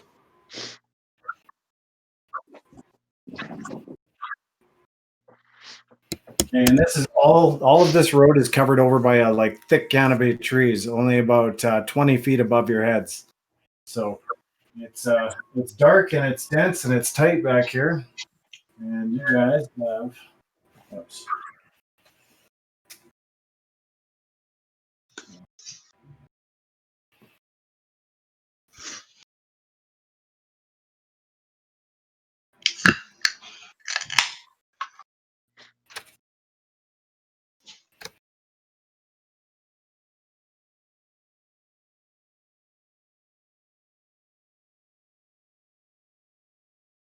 Okay. So that is where you're at. Now, Calyndra, Bops, Grond, And Kite, probably around here. Emus, I'm going to say you're just over here. So you guys are kind of clustered together a little bit. It is a very tight path for all of you to be fighting on. But there you are. Which one's the sleeping one? This guy right here. So we'll just give him we'll make him orange. But they're already orange. He's a later orange. I think you can see the difference, yeah? Yeah. Good. Okay, so that one is asleep. Third guy just took an arrow, and he's basically just lunged back with the arrow and drew his sword, and now he's making a beeline towards you. But it's not quite his go yet. So we are over at Grond. And you're a little surprised, but you're ready. Well, I had axes in hand, so yeah, axes is what I'm going with. Okay. And so you've got Thurgar and two other guys right at the lead there. And the other guy you the other two. Screw them. Okay. I am going in, and I'm going to make a precision strike. Okay. I'm going for Thurgar's neck. Okay. Roll him. Okay. That is a 19 plus a 6, so 25 plus 8. 33 to hit. What? No, he don't. I'm doing my my precision strike, so I don't get to add to damage, but I get to add a D8 to my add to the accuracy. Yeah. So you do in fact connect. I'm going to need you to roll damage. 15 points of damage. Okay. So yeah, he actually that's a critical wound for him, and he clutches his throat in surprise as blood starts spilling between his fingers on his left, and he kind of he's trying to back away as the two other thieves move in to defend him.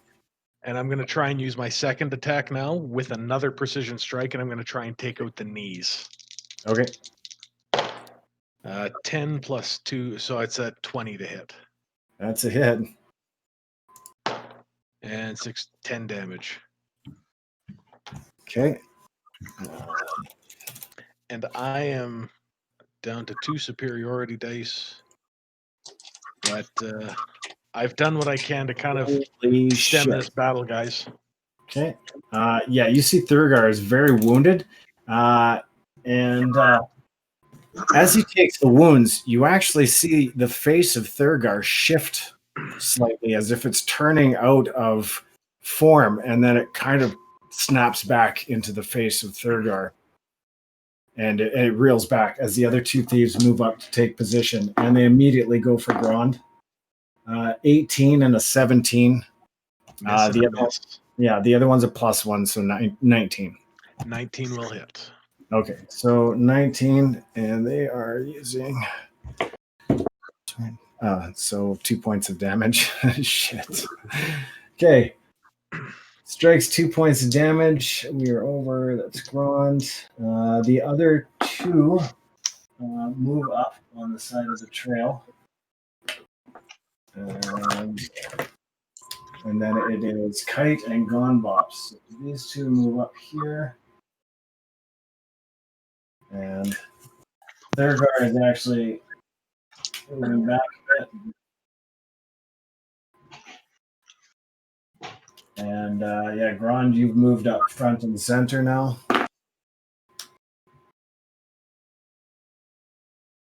There we go. All right, Kite or Bops, whoever wants to go first. You go ahead, Kite. Or no, you know what? Let me go first. I got an area of effect thing here. I'm going to first cast or do the Mantle of Inspiration, so everybody gets 8 temporary hit points. Okay. My bonus action. And then I'm going to cast Hypnotic Pattern on all those thieves and Thurgar. Okay. So they're gonna. I bring out my little fiddle and I just start like creating a weird tune that all of a sudden they see like this hypnotic pattern in front of them, and they need to be at a 50 on their wisdom. Yep.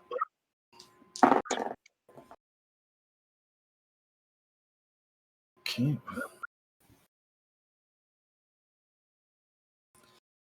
Alrighty. You see two of these actually stop mid-trance, and they appear fixated on this color display, while the other two kind of like shield their eyes. The other two over here shield their eyes, and these two appear completely unaffected. Thurgar has all actually turned his face away from you guys and is attempting to move over towards the cube here. Okay. And I need a perception check from Grond and Kite. So, and I just yell out, 20, like, 23. "Don't hit the ones that are hypnotized. Leave them to the bed." Okay, you actually see another figure on either side of the road back here. You guys see there's somebody moving up ahead on the trail, coming from south to north to meet up with your position. Kite's going to say, they've got more company incoming. Let's end this quick. Okay. And she is going to duck around the sleeping guard and the guys engaging Grond, and she's going to try, and pinch in Rugar, or so not Rugar, Thurgar, yep. Thurgar, as they're making their way back to the cube. Okay, you guys notice as you make your way around, you suddenly see Thurgar shift as if you can't really fixate on his position, and he seems to shift. His image seems to shift in multiple directions as you try and fixate on his position, as if he has some kind of enchantment on him. And you do have time to act here. I mean, you got time to move that distance and act if you wish. You can engage this one, or you can try and engage Thurgar, but just with him shifting around, there is a penalty. You know what? Screw it. Let's go for it. She's gonna attempt to smack at Thurgar. Okay. Yeah, you see that the cloak wrapped around him seems to be shifting and shimmering all around, making it difficult to lock an exact location as to where he is. But you swing. 19 to hit. Okay. And that is a miss. Then does it look like they kind of just like phase away, or? No, it looks like he shifts position. It almost looks like he's moving from just a few feet in any different direction as he's moving in one direction. So it's like he's going in one direction, but his image is constantly shifting, giving the impression that he is kind of teleporting or shifting out of phase. Okay, then as she wheels back, she's going to quickly strike the guard behind her. Okay. And just for flavor, she's doing that samurai like stab behind. Looks like it's stabbing yourself move. Gotcha, yeah. Okay. I gotta have that flavor. That is why I play D&D. It's all for description. Otherwise, it's too boring to say I attack blank, I attack blank. Okay. So you guys 17. Yeah. Okay. 17 to hit. Okay. That's on Thurgar? No, that's on the other guy, right? Yeah. Okay, that is a hit. This guy. And then she's going to use her martial arts to crescent kick him in the face after. Do it. So that's a mighty 10 damage with the sword. Okay. One of them's still down asleep, remember, you guys? Yeah, it's the one behind who wasn't asleep. Yeah. And then, unfortunately, 9 for the kick there. Okay. Still, pretty good. Okay, so was that a 9 to hit, you mean, for the kick? Okay. So maybe not so good. That's it. So, yeah, and gone Bops. He blocked it. Come All on, right. little buddy. So, I already went with before Kite. I did the hypnotic pattern and gave everyone 5 hit points. So, That's right, you did. All right. I mean, I shoot him with my bow. Yeah. Was it 5? I thought it was 8. You wrote. 8. I wrote 8. 8. Yeah, 8. Yeah. Okay. Kite, 18 hit you? Yeah, AC is 18. Okay. You take 4 points of damage. As Even a with the ring? short sword and manages to connect with your right arm. The other one moves up and attempts to swing at you as well. And 11. So that is a miss. Swing and a miss from the second one. These two move up and are now in position to tackle Grond. They look a little hesitant, but they've moved almost in front of Thurgar, who has assumed a position off to the side. And Kite's by that lighter orange circle there. Okay. Yeah, you're over here, right? Yeah, exactly where the finger was. Yeah. All right, and Bops, you just did what you did from your position. Those are those two. The other two moved up and are actually going to get an attack on Grond. And we have a 19 and a 14. The 19 hits. 19 hits. That is 6 points of damage. The sword cuts into your calf, and he's attempting to make another strike, but then he'll have to wait until his next turn to do that. And temporary hit points will do. Yeah, these other two guys actually move up, and I've also, you see that they are also dressed in the similar dark cloaks. But they appear to be slowing as they approach the back of the caravan, and they're cautiously working their way to the front rather than rushing up and joining combat. It is on top of the order with Calyndra. Where is this Thurgar person? Thurgar, he's shifted. He's come around the side of whatever this box is, and he lost sight of him on the back of there. So his position appears to be shifting all over the place. I'm going to move up by Kite there, and I'm going to try cast Fairy Fire on Thurgar. Okay, so you see the shifting stop a little bit, and you see the Fairy Fire actually roll me a 20. I think that's a area of effect spell. Nat 20. Oh, nice. Yes. Okay, so you actually illuminate every single person on the back here. And basically everybody just catches light with this fairy fire, and the entire area begins to glow with the emanation coming off of these people. So you have a little better light here in the tree canopy that's blocked from the moonlight above. So you definitely have made better targets of them. But Thurgar is behind here, and you still don't have a solid sight on where he is at. But it's illuminated, right? Yeah, well, you see those guys on either side are illuminated, but Thurgar went around the back of this cube-like structure in the center that they're pulling on it's like a sledge kind of deal. That's okay. Okay. What does illuminating them do again? What's that? What does the fairy fire do for them again? I forget. Basically illuminates them and makes them easier to hit. Yeah, you get advantage to hit. And they if they were invisible, they would be, visible. Non-invisible. Yeah.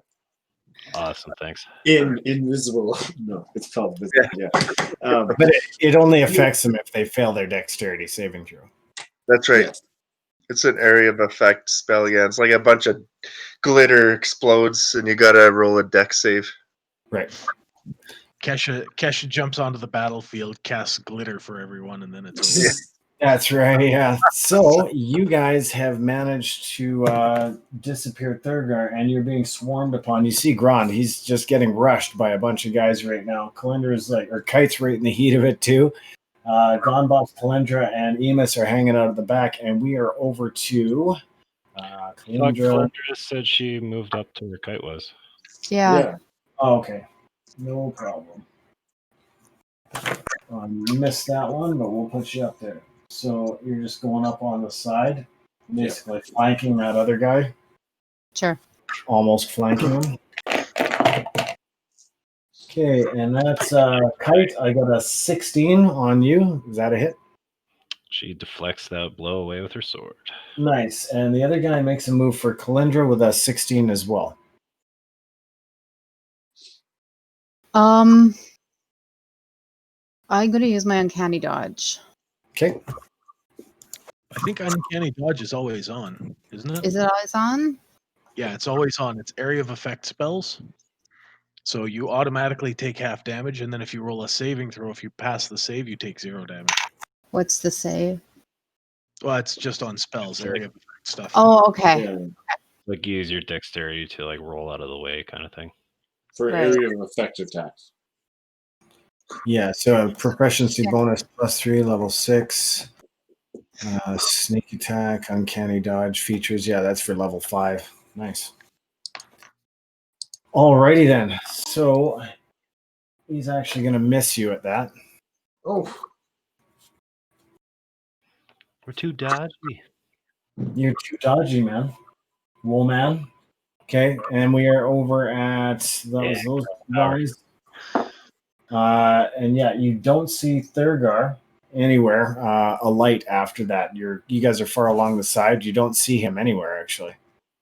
Off the ass end of this trailer, or otherwise, or off the ass end of this cube-like structure that they've got covered with a blanket. Better run, you cowardly witch. Yeah, Emus, your go. okay. Emus is moving in behind Calyndra, but give me about 10 feet space. Okay, But still up. there's not much space in there as it is, but yeah. Yeah. Okay, well then, yeah, close to them. That's good. And then I'm gonna swing the sensor around and put the owl up. But Okay. it's gonna fly low and try and find where Thurgar went. Okay, so you are going to have to focus on that bird. If you're looking through its eyes, you're focusing as it sails down the trail. Yeah, but I'm looking for Thurgar. Yep. So let's do a perception. Okay. But he's flying low because he's coming in for the grass kind of thing. Yeah, for sure. Perception 14. Okay, you see Thurgar on the trail ahead of you, probably 50 feet, moving south quite rapidly. He's moving. The owl's gonna go grab him as he's running. Okay. Can your owl make physical contact? Well, at this point, was that an action, full action? Because technically the sensor's on it all the time. This all had to happen in 6 seconds, man. Okay, because I was trying to do the as if he goes and claws him, I have a vampiric touch. Okay, you'll have to wait until next turn before that's going to be possible. At this point, we've got so your owl is flying, your owl has spotted him, but we are over to Grond. Okay, Grond is going to cast. You are surrounded. Yeah. Well, not surrounded. You've got 4 guys in front of you, and they're all making a move. Grond casts jump. I didn't roll a 1, so I'm good. Okay. Grond vaults right over everything. My 60 jump. Boing. Just shoot straight up, yeah. Jumping and just looking to see if I can Thurgar myself. Okay. Yeah, your range in dark light, well, it's kind of offset by the fairy fire as well. So you're not getting as clear a dark vision down the thing. But you think you see Thurgar running down the trail. Okay. And yeah, you can jump, right? Like you can jump. What's the distance on that? 60. I get a 60-foot jump every round. Okay, so you literally leap over the this box-like structure that they've been dragging through this trail, and you leap over, and you can once you land on the other side, you do see Thurgar. He's down there. He's down there a little bit, but you figure you can catch up to him in another leap or bound. All right. And can I use my bonus action to take an attack, or is he? You can with a distance weapon, but not a melee weapon. Damn, he's moving. Mm-hmm. You know what? I'm gonna pursue as fast as I can, and if I can catch up to melee strike in another turn, then I will do so. Yeah, you get the sense that he's moving unnaturally fast as you start to try and keep up with him. But you have a clear, you can see him now. Like you can definitely see him on the trail. He's moving. For some reason, he's running on the side of the path. He's not running straight down the middle. He's running on the side of the path. Yeah, I remember this guy or this person outran horses once. So Yeah. Yeah, but I took a shot right at the knees. Yeah. This thing doesn't seem to matter. It's not slowing her down, but I'm just gonna try because Grond is Okay. he is the concept that he's hobbled this thing, so Sure. he should be hoping. I don't think it can outfly an owl. We'll see. No, you can actually see Emus's smoky owl like swooping down towards the ground. It's hard to make it out because everything's so shadow form within this darkness and stuff, but through the breaking moments of moonlight that you get in the canopy of the trees, you can definitely see Thurgar and this thing catching up on his heels very rapidly. So that's it for you? Yeah, just that running as fast as I can after the jump. Okay. Yeah, you suspect that you'll be able to catch up with him in the next round, or at least get, pretty close too. But we are over at Kite and Bops. Here again, Kite, let me go first because I'll give you some bardic inspiration, okay? You got this, Calyndra, or sorry, Kite. So you got a D8 there. And then I'm going to run up to next to Kite. And I'm going to get the one, or next to Calyndra and get the one that Kite. I'm going to get the one that Kite hit already. Okay. With my magical daggers. Okay, no problem. So you move up to within melee range here. And G, B. Oh my goodness, I really got to learn to write with my other hand. Toddler wrote it. Okay, it looks like a little butterfly. I like that. I'm a little butterfly. Nice. Yeah. And I get a 25 to hit with one of the daggers. Oh yeah, you plunge that right into the person's leg, and he's like, "Oh, you little bastard!" And he's moving to strike. And I get for 5 damage. Okay. And then I get him with the other dagger for 20, unnatural. Oh man. Nice. Thump, thump, thump. You're just basically plunging daggers into the sky. How much damage? So the second attack, I don't use my dex, right, for the damage. Was that was that a nat 20? No, plus with bonuses, and then so that was 2 damage for the second attack. Okay. Yeah. A bit of boo and hiss on that one, but we're moving forward. Keeping positive. Yeah. Okay. No problem. The other guys are now converging so all these people are kind of pushing up towards the front, and the other 2 guys are coming up. You can see that other guy move up from behind that box-like structure in the center. Kite and Calyndra, you see them moving up? Okay. Yeah. Okay, and this person actually going to move right up in here. Thurgar is down here. And Grond is moving at fast pace on his trail. That was Bops. And nice attacks, by the way. Kite. Okay, she's pulling a Kenshiro there, and is gonna give out a great big Ki yell. Okay. And she's gonna flurry of blows these guys in front of her. Okay. Just the one guy, or are you splitting the attacks? It depends, I guess, on how alive they are. Okay. But first 2 swords are going to be on the guy in the front there, and he's fairy fired, right? Yeah.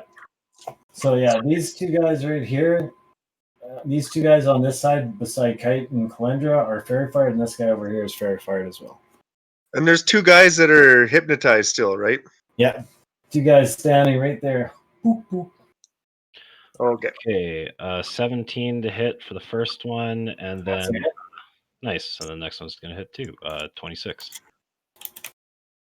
Those are definitely hits. So I'll get some damage. Okay, so these are 2 really quick sword strikes on this guy. Okay.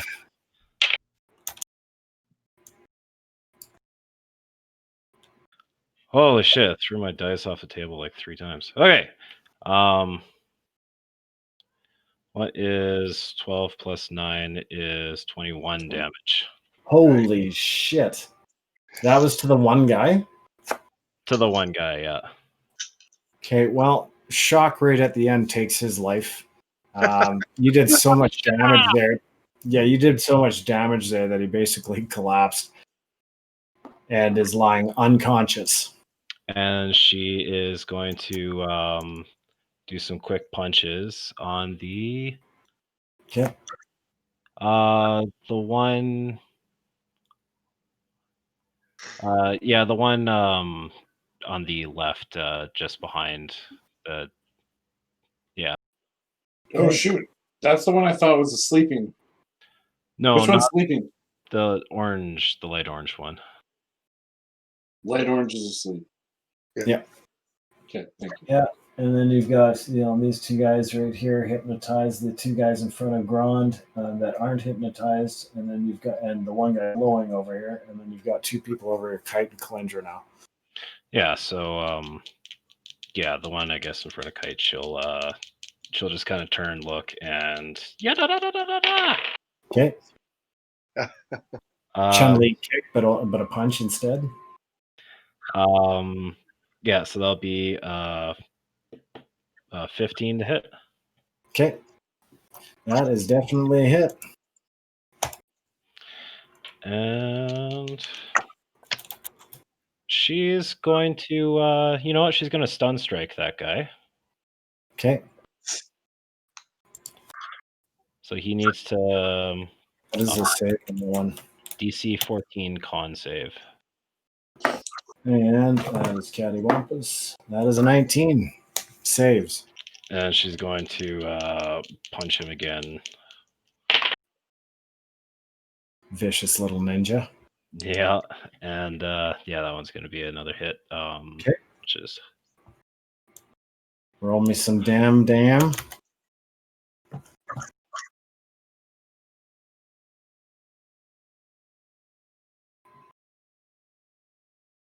Oh, I get it now.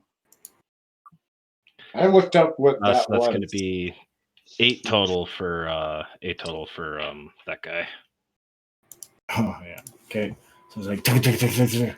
And you smash a couple off this guy's sternum. Omae wa mou shinderu. Okay, so that is crazy. Kite, and then the other 2 guys move up. One on Grond, that is a 6, and a 5 from the other guy. The other side, Kite and Calyndra takes a roll for Kite at 10. Grond is down by. Oh, right. Okay, those guys don't even move. I gotta take you off the board. Sorry, buddy. You're down there. That's a fine left-handed G. So Emus, Bops. Bops, unfortunately, you're going to be the trigger. You're going to be the roll on that one. But both of them would have missed anyway. So I'm too fast. You managed to be okay. Yeah, they move into attack, though, and you definitely have these guys moving up towards you. You've got 2 guys kind of gawking in the middle of it all that appear to be mystified by the lights in their eyes. And the one guy that's passed out on the ground there while everybody fights around him. Okay, and we are at 3rd row running, and we're back at the top of the order. So, Calyndra. So how many do I have around me there? You've got 2 over here. You have 1 sleeping there. You've got 2 over here. One is lit up like a Christmas tree, and the other one has just taken a series of punches from Kite. And the other guy, actually, this guy's unconscious. So he's lying on the ground, unconscious, and it looks like he's near death's door. The one next to me? From Kite. Yeah. Okay. So the one that's lit up, I'm going to pull up my 2 magic daggers, and I'm going to go for that one. Okay.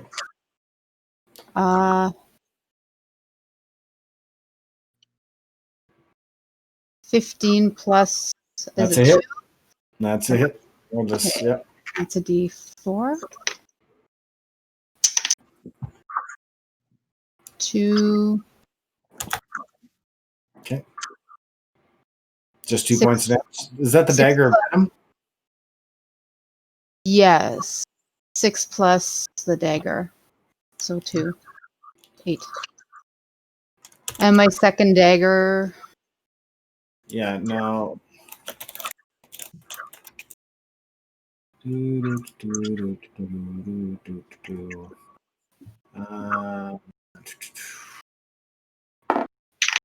Okay, failed his saving throw.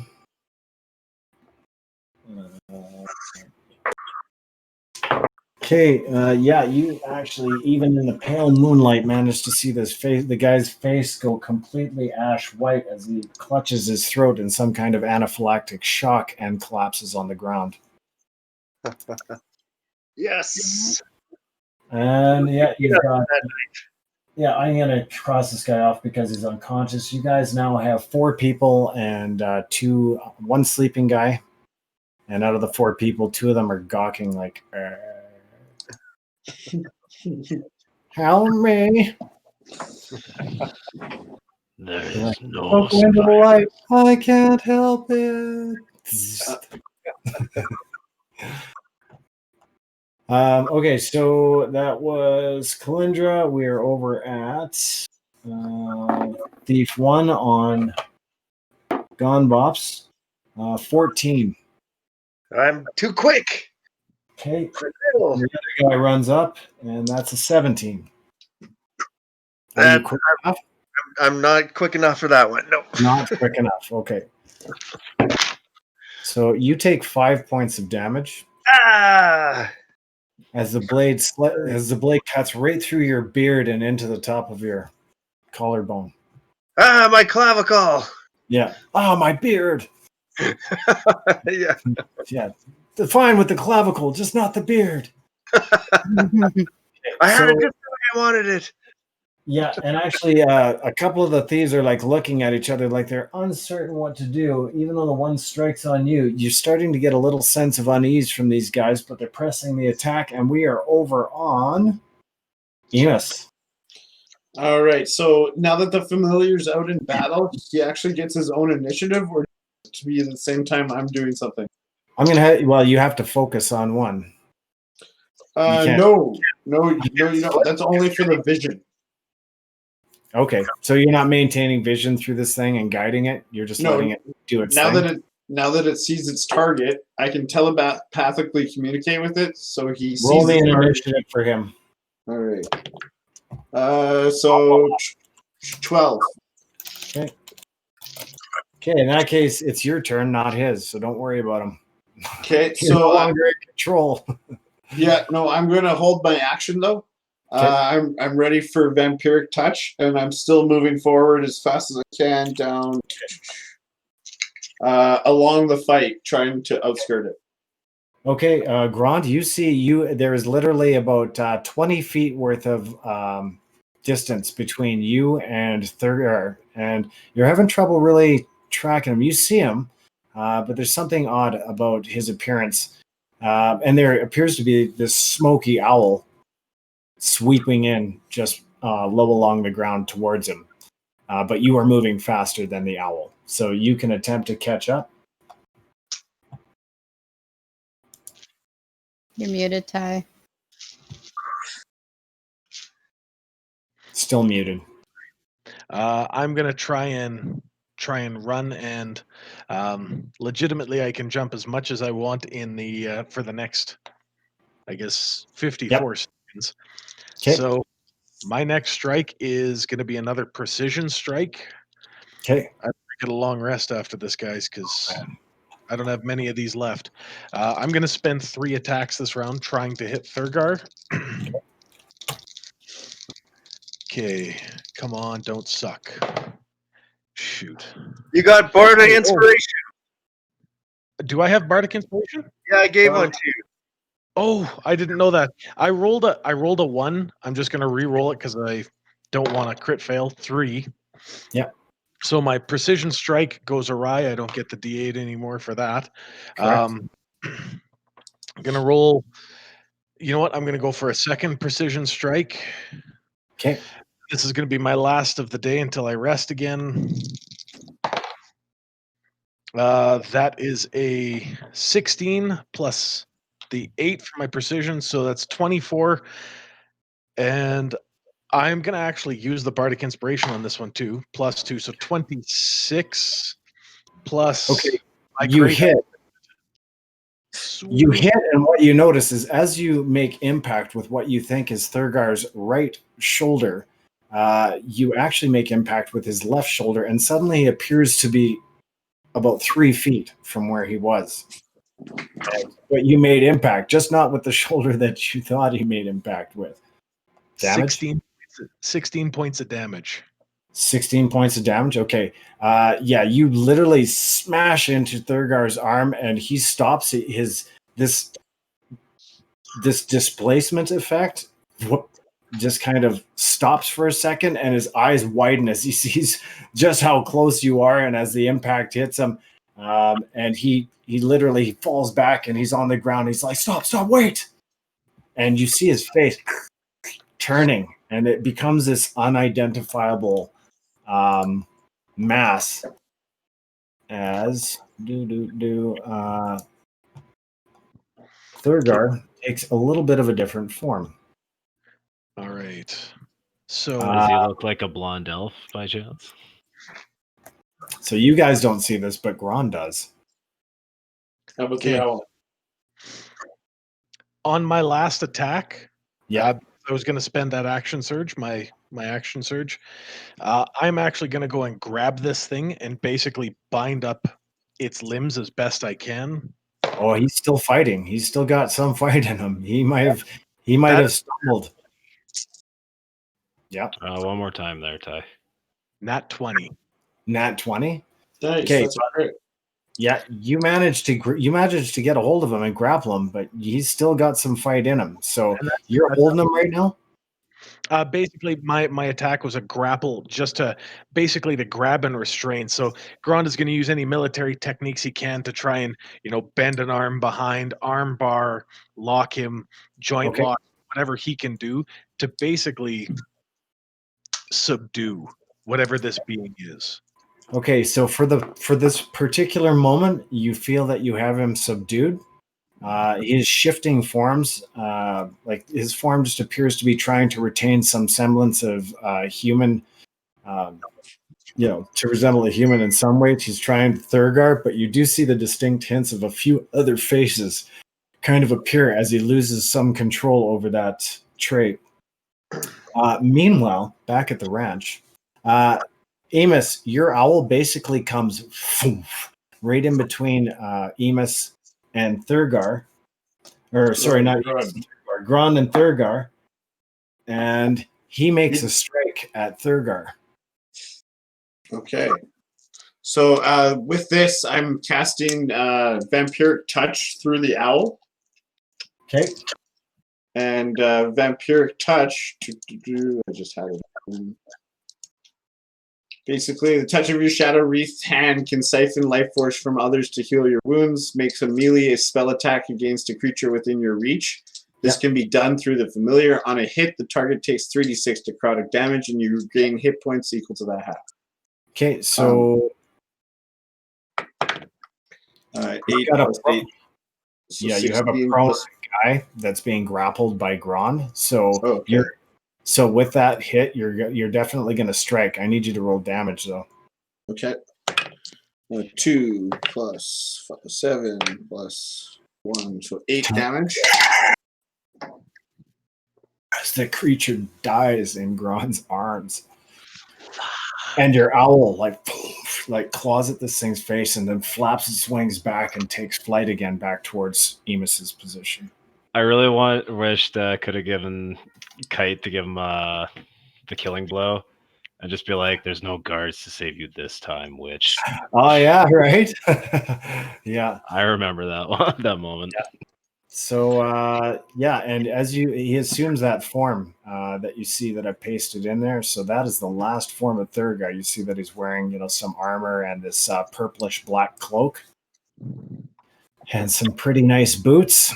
And Probably further than like 60 feet from me, hey? yeah, they're well. I would say they're closer to about 80 feet, 100 feet from your position at this point. Okay. And we are actually over at Gone, Bops, and Kite. Actually, those other there is no other guys. 2 hypnotized, and we've got those other 2 that have already gone. So yeah, Gone, Bops, or Kite. Could I I could save him with the healing word, this Thurgar guy. Don't do it, man. Bring it back from 0. Well, it'd only be Don't a do few it. hit Don't points. do it. Don't do it. Don't do it. Don't do it. We could learn. I As mean, a wizard, if you do, he's not going to live long enough to talk to him.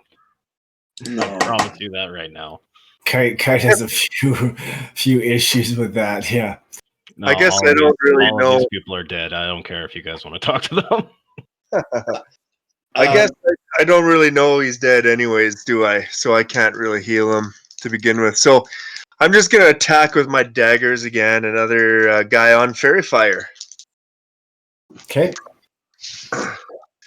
Really? Man, there's not many guys left here. For a 16. Okay, that's a hit. For Rolling, 8 damage.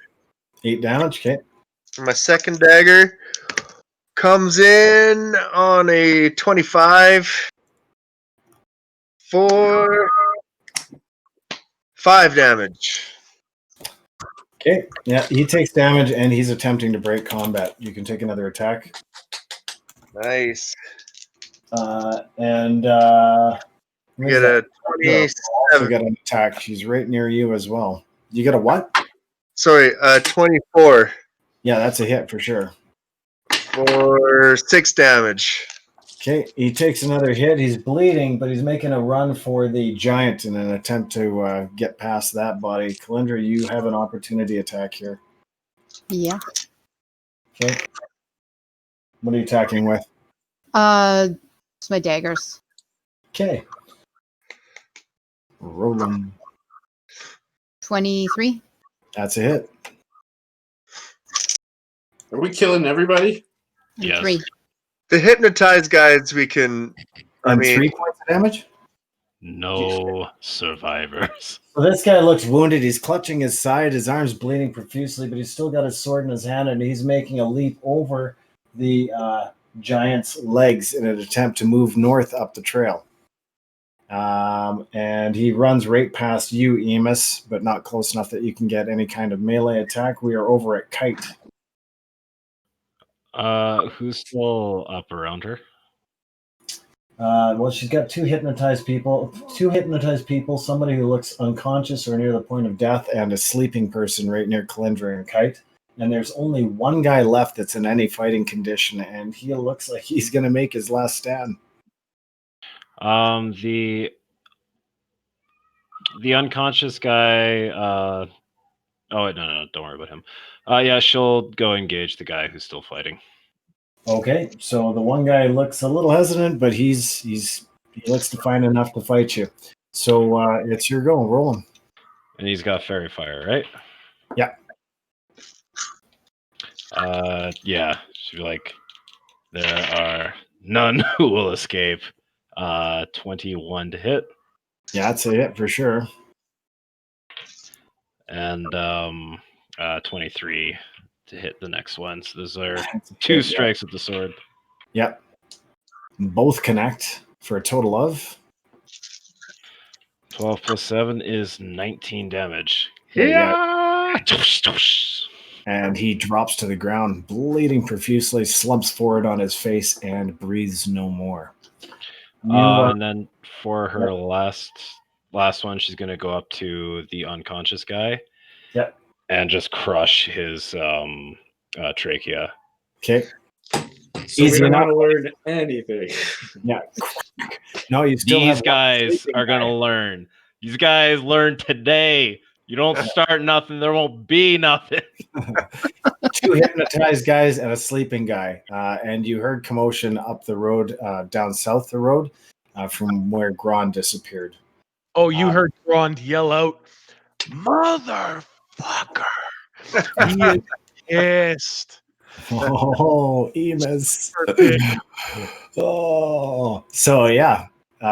You guys, it comes to a standstill and a silence falls on this little bit of the clearing. And before we move forward on what's in that box, we're going to take a 10-minute break, let everybody get a drink, hit the bathroom, do what you got to do, and we'll regroup back here in 10 minutes.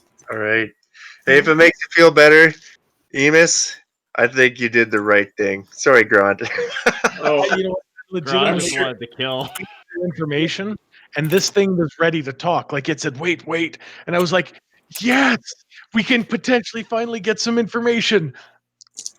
I was actually role playing because I had disconnected from the owl with the so the owl was going there instinctively. I had no control of that. And you know what? And that's absolutely fine. I mean, it was all a part of it, and it's no big deal. Grond was just like, I'm gonna finally get someone. We're finally gonna have information. After you, This after you will be grapple, some friendship repairing with Emus and Kite though, because she'll back him up on that decision all the way to the bank. again, I wish I could take credit, but I would have rather he hold the guy and we could learn information. But the owl had his own idea. I'm gonna turn it back to a raven in punishment sometime soon. He would have let you actually do the final death blow. That would have been fine with him if we could get information. Oh, Emus doesn't care about death blows. He wants all about information, but that was an Emus. And, and that's just it. That's the part of the role, right? Yeah. I I originally just wanted him to catch it, but I guess because I had loaded the spell up beforehand, and then it was your turn. I was like, I can't really call that back, right? So, nope. Yeah. All right, I'll see you in a bit. Yeah, see you guys right away. Yeah. Hopefully, we find our companion. Yes. In the box, the Kuni is bringing down the aisle. For the record, there, I am spending however chance we get just decapitating the rest of these fools, like just killing everything. We killed the real Thurgar, then we killed this doppelganger mock-up Thurgar. Oh man, it feels like I want to chip away at this organization, but if we don't have information, you can't chip away, you can't do anything. I think we just cut off the head though, literally. Well, we cut off the current makeshift head. I mean, there was that, but I mean, like after speak to dead. Sorry, what? Oh yes, there's one person who has disguised self, which is great. And then the other thing is, does Emus have the ability to speak to dead? Oh, hey, there you go. Let's think, right? Oh, but he has to let us know that he can, because I don't know that, and that's meta, and I wouldn't know necromantic spells. This is true. Also, if you get a chance to see that Samurai Jack clip I posted, it was basically Kite's Kite's reaction to these guys trying to run after that. Samurai Jack escape. Oh, forgive me for a sec.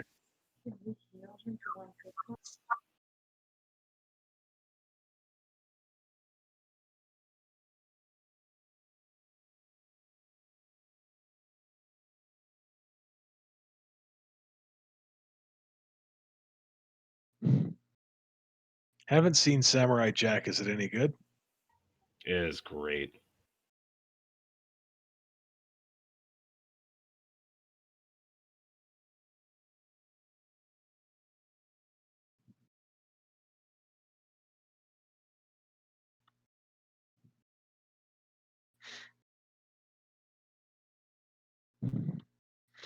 Looks entertaining. It's basically, if you're a fan of old samurai movies, then you'd like that show. And yeah, they did a season 5 after like 15 years between the original show, and they did a really good ending for it. So yeah, it's overall, I highly recommend that show.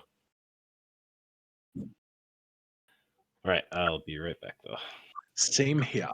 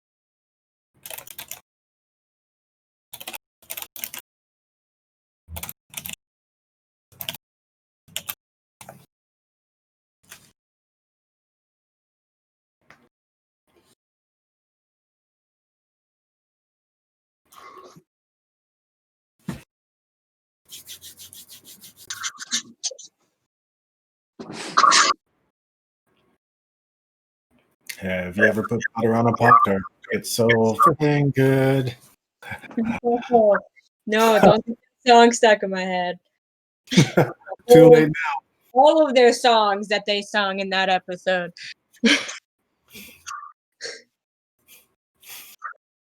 now. It's all I can think of. Yes, thank you. Namaste.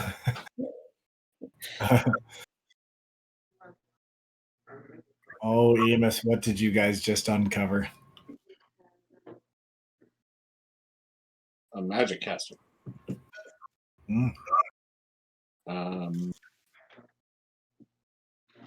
A secret weapon. Oh, nice. I was hoping it was like a silverback gorilla, or maybe another giant. Mm. Well, you have caused quite the commotion in the middle of the night. Yeah, I could guess for days, but we're about to reveal, so that's fine. Are we, though? Shouldn't we be? I think so. We know so.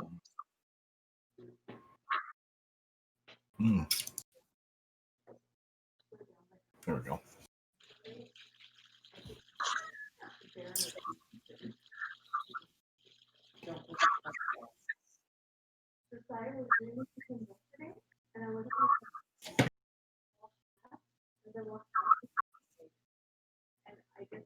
So actually the fight is done right now, correct?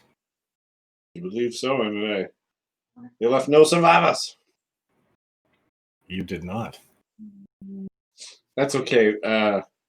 We were on a mission in a different direction in the plot, so maybe that plot hoop, we can attack that loop later, but Tapestry of Blood is our focus right now. Mm-hmm.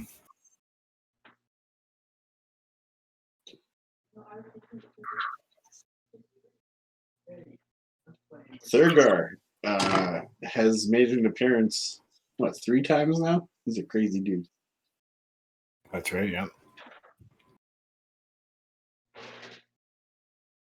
Hopefully that's the last of them, but who knows? Never can tell. He left a loot pile in Grond's hands. Mm-hmm. Yeah, I did.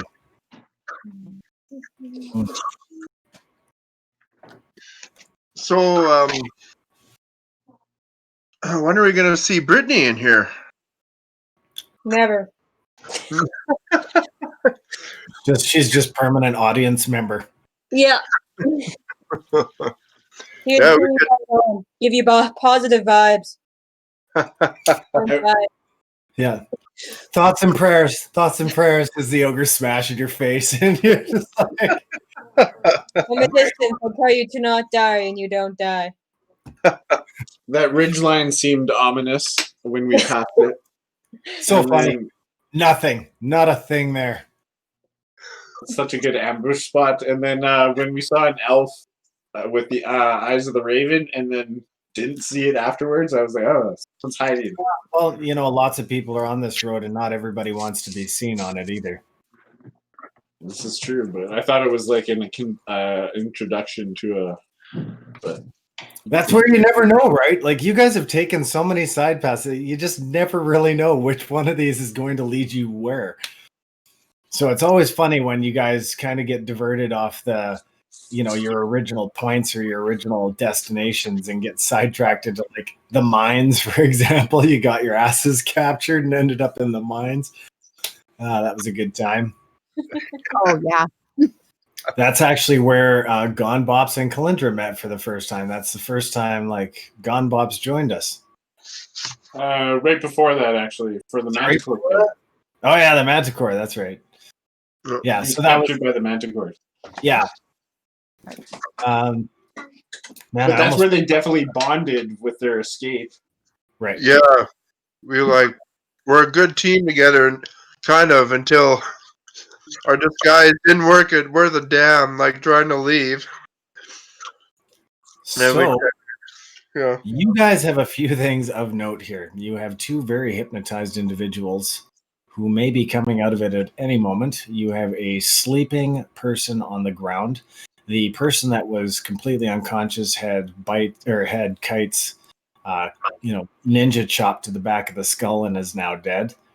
Grond is lumbering up the trail towards you, looking semi happy. Yeah, and I'm gonna start like tying up these guys because although everybody might want to kill them, especially Kite, like I don't think that's gonna happen right now. We're gonna tie these guys up. We're gonna talk to them, get them to spill the beans, and then we'll decide what to do with it. We can really get to their thoughts really quickly. We don't have to like hurt them or anything if you need. Perfect. So are you guys doing interrogation on these guys? Well, we summed up a chaotic scene here, but with Grond lumbering up the path after having Thurgar down that way, and you guys can't be certain at this time whether he lost Thurgar, and Grond is thoroughly pissed with having lost Thurgar, or what the situation was. Emus got a very limited amount of information in such a short time from his owl friend, but his owls, struck the killing blow there, and basically ended Thurgar's miserable life. And as the doppelganger fell apart in Grond's arms, Grond's basically left with the remains of what Thurgar was carrying. So we went over a few of those things. Jace, if you can take a look in the chat and just give me an okay, a yay or a nay. Have you ever had butter on a Pop-Tart? It's so freaking good. It's actually in my head. Oh, yeah. No, that makes sense. That makes sense. Yeah. All right. So Grond is dragging the doppelganger by the ankle, pissed off, grumpy-looking face, like wicked snarl. Its head bouncing across the trail, all dead and lifeless and stuff. And as soon as he gets up to the group, he says, "Someone's fucking owl." It's like the self-censoring system kicked in. So fucking hilarious. Your mic totally died there, dude. Yeah, you went like You got someone's fucking owl. And then cut out. It's like Discord's like, whoa, easy. It's like just like censored you right there. Whoa, language, Grond. Yeah. So somebody's fucking owl. That's the safe word. This thing like a flail on the ground in front of Emus, and he's just gonna glare at him. Yep. So that you recognize that purple cloak. You recognize that as the cloak that Calyndra's wearing. Well, Thurgar was wearing the first time that you saw him. Oh, okay. Just for a bit of RP with that, if Emus is kind of like silent, like surprise struck there, Kite's just gonna say, "Good. You had no honor in life. You deserve no honor in death." I wouldn't have given him honor in death anyways. I would have let you do as you wished with him. But when you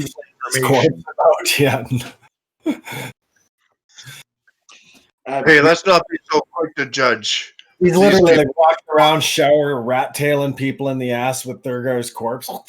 Yeah, no respect for this guy at all in life. To say he had no honor in life, that seems to be a little too harsh. He backstabbed his mentor right in front of us. Like, nah, this guy was not one of honor. So you guys have two very prominent things here in the trail beside these corpses. Occupying the majority of the width of the trail is the two-bladed sledge that these guys were dragging a large cubed object, which is currently roped down under a oiled black leather covering. Then you also have this giant corpse that is now blocking the path. How many of these are you have alive and subdued, by the way? We got hypnotized, one asleep. And they're all tied up, right? Yeah. Yeah, I guess you guys have tied them up. Yeah, that's what Bops did. Yeah. Okay, I missed that one, but yeah, go ahead. Can Kite wake up the sleeping one and ask him something? Of quite easily. Yeah. So One you slap. were to, at this point, rouse him around with a few slaps and kind of stir him up. He looks sleepy, but he's there. Hey, wake up. He doesn't. He remains completely silent, and you give him a couple of slaps, and he appears to just take the brunt of much of what you're throwing at him with very little resistance. She's gonna wake up the other two to the point where they can they're conscious for this. Yeah, so that actually would have happened. It's up to a minute with the hypnotic pattern, so that would have worn off quite quickly. They would have found themselves tied up, and they're both fully conscious and staring at you, trying to interrogate the first guy. Pop them anyways, wake up! Yeah. Okay. Sorry guys, I really want to take the wheel on interrogation this time, just because I got cut. What you guys? Okay, yeah, go now. She's pulling out her sword and she's gonna aim it right in this guy's face, and she's gonna say, "I'm only gonna ask this once.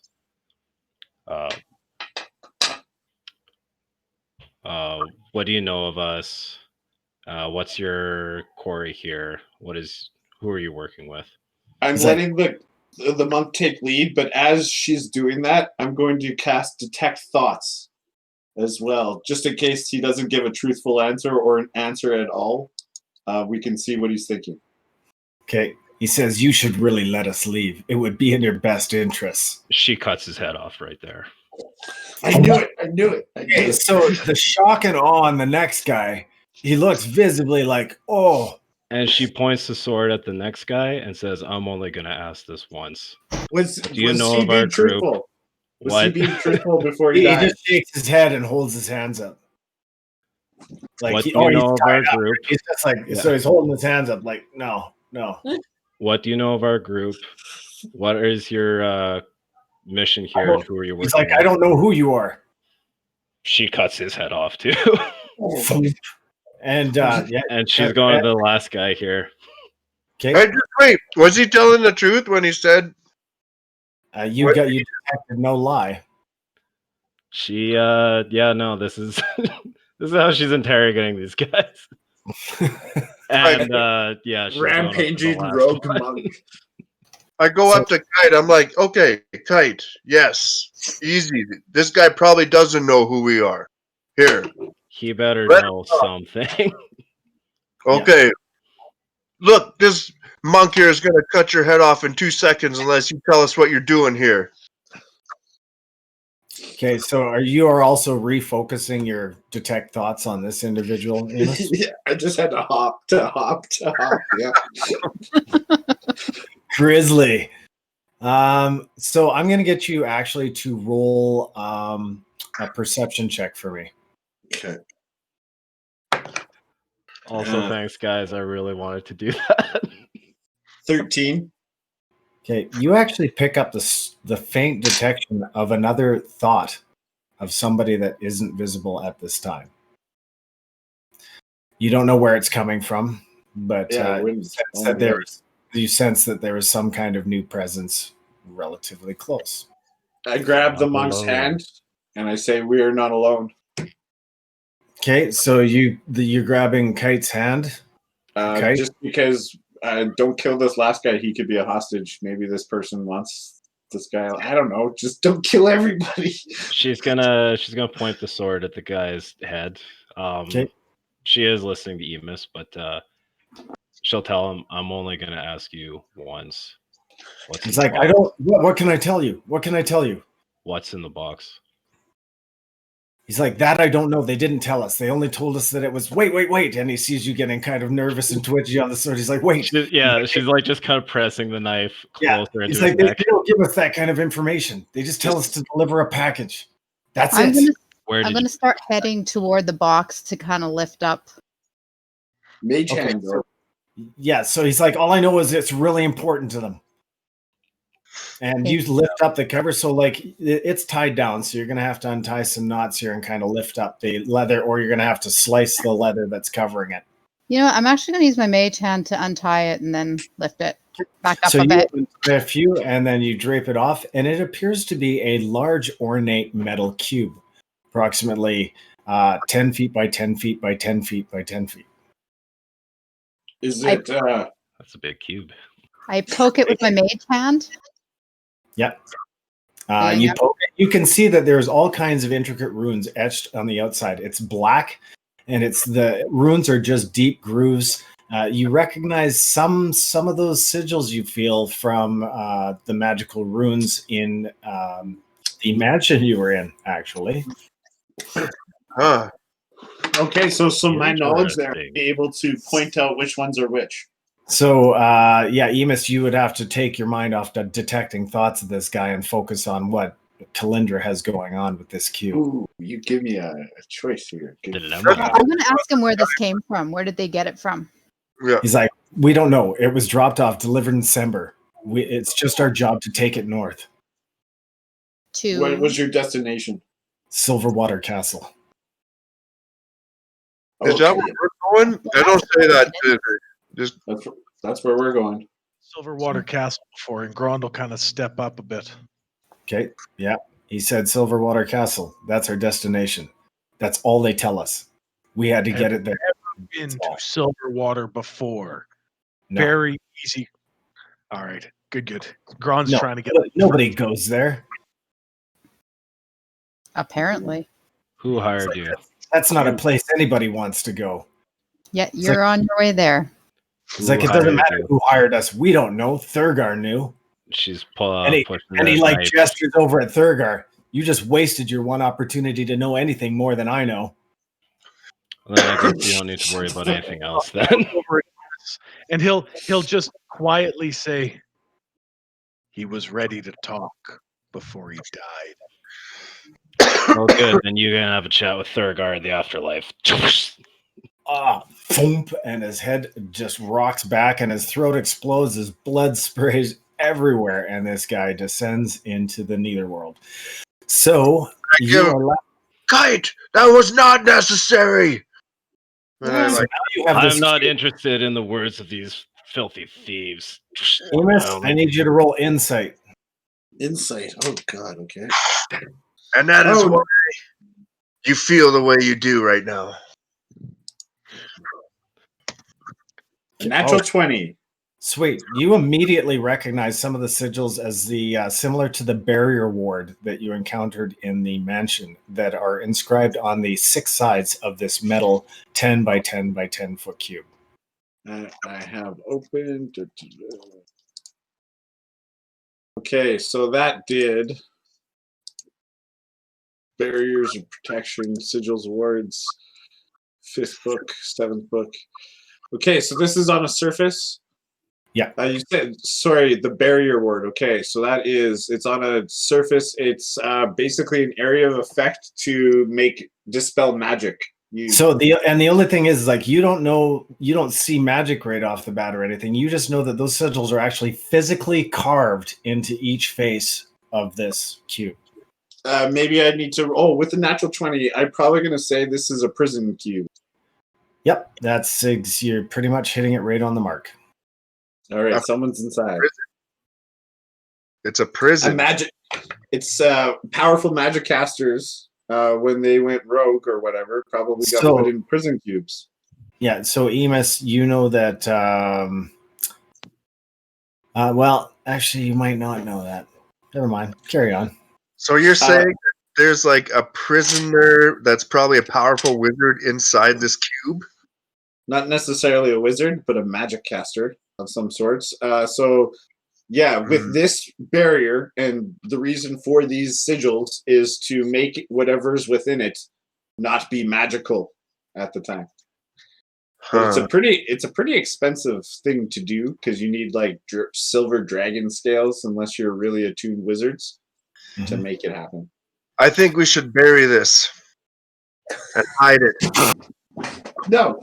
There might be someone trapped inside, though. Ever heard of now? Enemy of thy enemy is our friend? That's hilarious. That's fucking hilarious. What if there's like this demon guy that we're trying to prevent coming to this world by taking this skin? What if this is the guy in the box? This guy who needs this skin in the castle? I And that's actually all thought I of that too. If Yeah. this was that guy, there would have been a lot more Amangul guards with him. That would have been way too important to trust to just a band of mercenary thieves. Also, if you rescue someone, they tend to be friendly towards you. And the other thing is, well, we can't really say this, but there's someone sitting right above Kelly on my screen that might be in this cube. Yeah, sorry, I guess that would be about bury it. that cube would be about 8 by 8 by 8. So That was about the 2 funniest answer I've ever heard. Just bury it. Who cares? You know what, though? Not gonna lie. Rub in the cube, nobody will ever find you. feel this When you- cube When you It's first said it was like a intricate cube, the Yeah. thought of like maybe we should bury it instead of carry it, that thought did come into my mind too. Yeah, like hidden treasure. And if we need to, we come back to it. But like, Nobody wants to roll it? Nobody? Go full Katamari style. Yeah. I don't know. Giant Do you D6. get into this? I think we Um, should try and open it though, because if we know how these thieves work, they work in kidnapping, and whatnot. And if they're going to Silverwater, which is probably they were working for these Amangul guys, which we know they've had history with, it is potential that there could be someone that needs to be rescuing inside, possibly. Well, all right. I But suppose also seeing Kelly laugh like that, it's probably just going to be a rock fall. You all die if you open it. Oh, beautiful. I think the same sigils that we seen on this box we saw in that evil mansion. You don't recognize it, but Emus did. Oh, I assume Emus told us, but Maybe.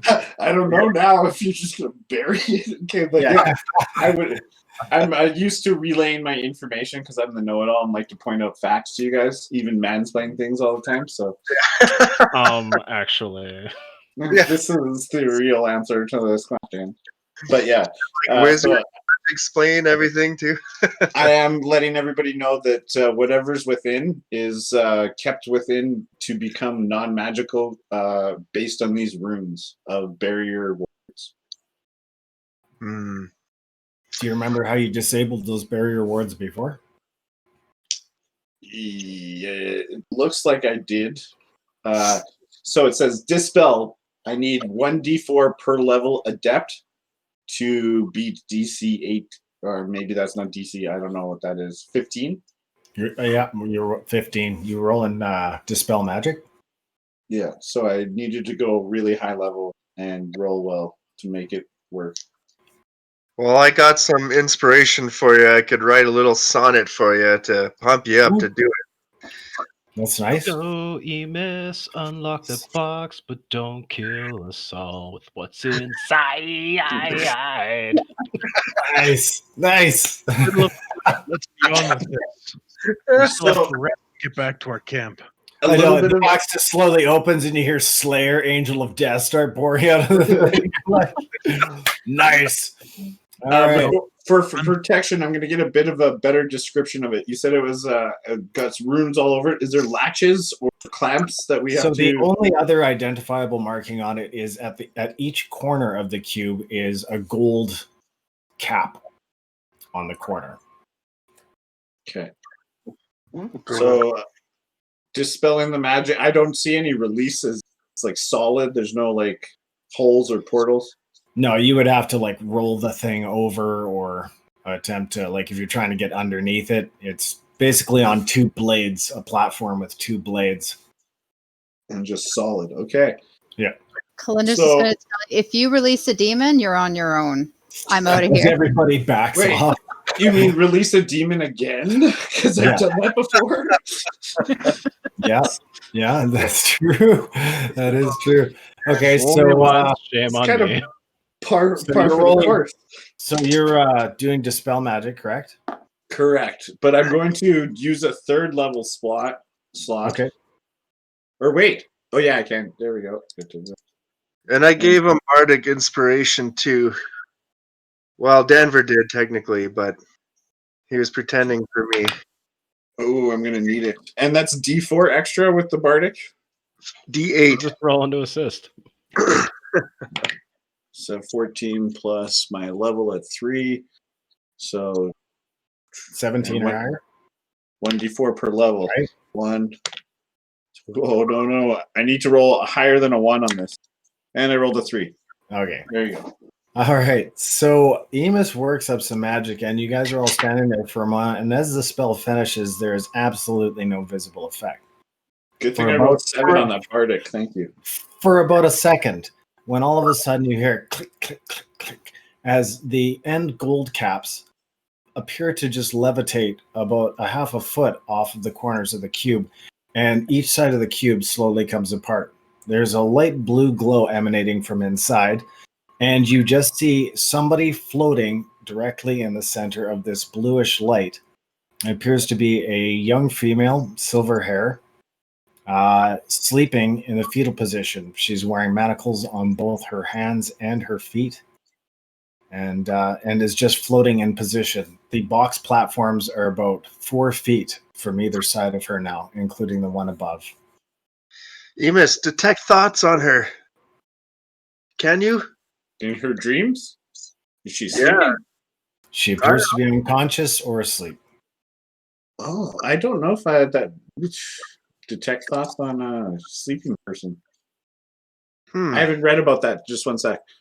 Yeah, she appears to be like kind of swaddled in a white cloth dress. So I initially learned the surface thoughts of the creature. What is most important in that moment? Okay, so what you sense, Emus, trying to probe the mind of this person, is a state of confusion. You're catching glimpses of what seem to be broken memories, thoughts, battles long ago fought, but just only like half a second to maybe even a few seconds of these fleeting images of, previous life images. But it's really difficult for you to make anything out. You can tell as if you're wandering through her dream. Some kind of dreamlike state. Probably wouldn't be able to purse forward because it might wake her up. Is she very troubled, Emus? Does it seem she's troubled? Confused. You got confused. So she was probably in a situation she now confused. Okay, so kidnapped would be a situation. Yeah. Do we wake her up? I think we should release her. Kite's just kind of staring at her, and yeah, she wants to let her go. Okay, so who's going to attempt to move one of the panels on the box?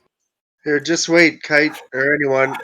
Sorry, I'm trying not to smile while I ask that question. I don't even know why I'm smiling. It's just one of those questions. Yes, mage hands are good things, and we have to know about it. Your team mage hand for a reason. I know you have one, so it's hard for you to understand, but let's get to work, team. We can act like window installers and hold them. So you're all going to use your mage hands and like grab a piece of the metal platform and move it apart from her? Yeah. Okay. So that is actually the intelligent way and the correct way to remove the panels on this box.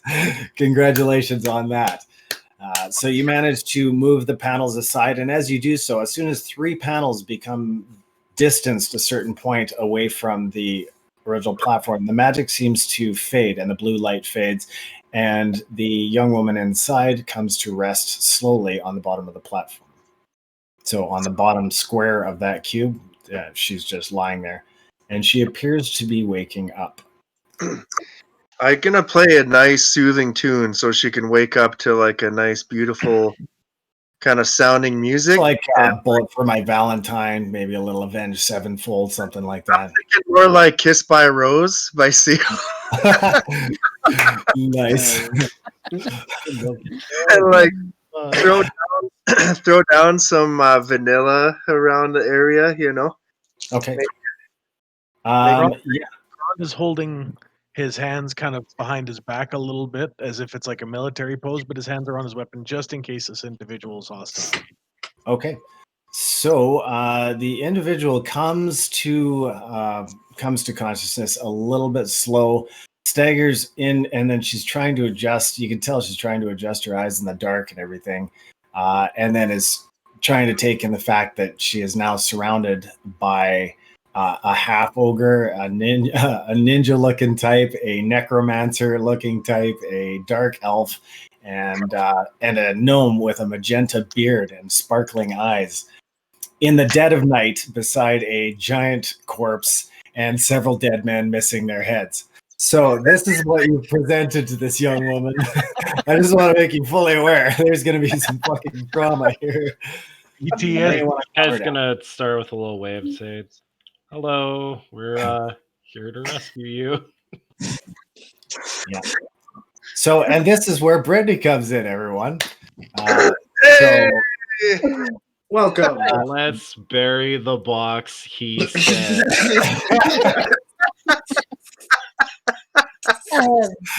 So funny, man. I was just like, both me and Brittany were like, what?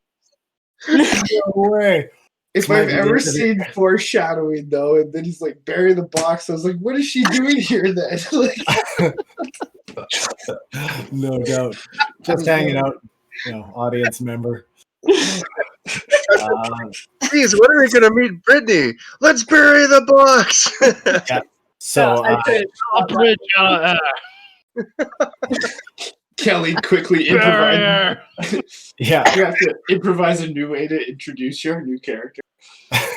Yeah, I can't just drop them in right in the middle of a, that would just be silly. So it's like, yeah. We go so far as to make them wait an hour and a half or 2 hours, 3 hours through the entire episode before we finally introduce them. Yeah, goes on that there, Brandy. Yeah, but it's perfect. So you guys are now sitting in front of appears to be human, silver-haired, and you can introduce yourself. They can introduce themselves. I look terrified. Good call. Yeah, Kite's just gonna kind of mention again, hey, we're not gonna hurt you. We saved you from all these bad guys, ex-bad guys. Okay. And you remember nothing about your capture. You just remember walking along, and that was the last thing you remember. But was it in December? Wasn't in December. You were just off in the mountains. So, what's the matter? Do you not like vanilla? And Emus, you still have your thought thing on her when she comes into consciousness. So now you're able to piece together some elements of her. Her name is Mira Jane. You know that, you get flashes of clerical worship. You get flashes of clerical worship of her being pious in front of a symbol. Roll an insight for me. Okay. She appears very like her memory is broken. You can tell that right away. You just scanning through her thoughts, you're unable to really piece together a lot. There's lots of pieces, but it's like a puzzle, missing all the important corner pieces. 11 might not help, but that's what I rolled. Okay, so you vaguely recognize the holy symbol that she's standing in front of, and that's depicted in a couple of her memories, but you can't quite put your finger on what it is. Yeah. That's awesome. She appears very shaken, and her memories, you can tell just by reading her thoughts that her memories are not what they were. So you guys may proceed. Whom do you worship, little one? Is it Latander? I don't know. No, and that name doesn't exist on this planet, so Ilana. Yeah. Oh, didn't it?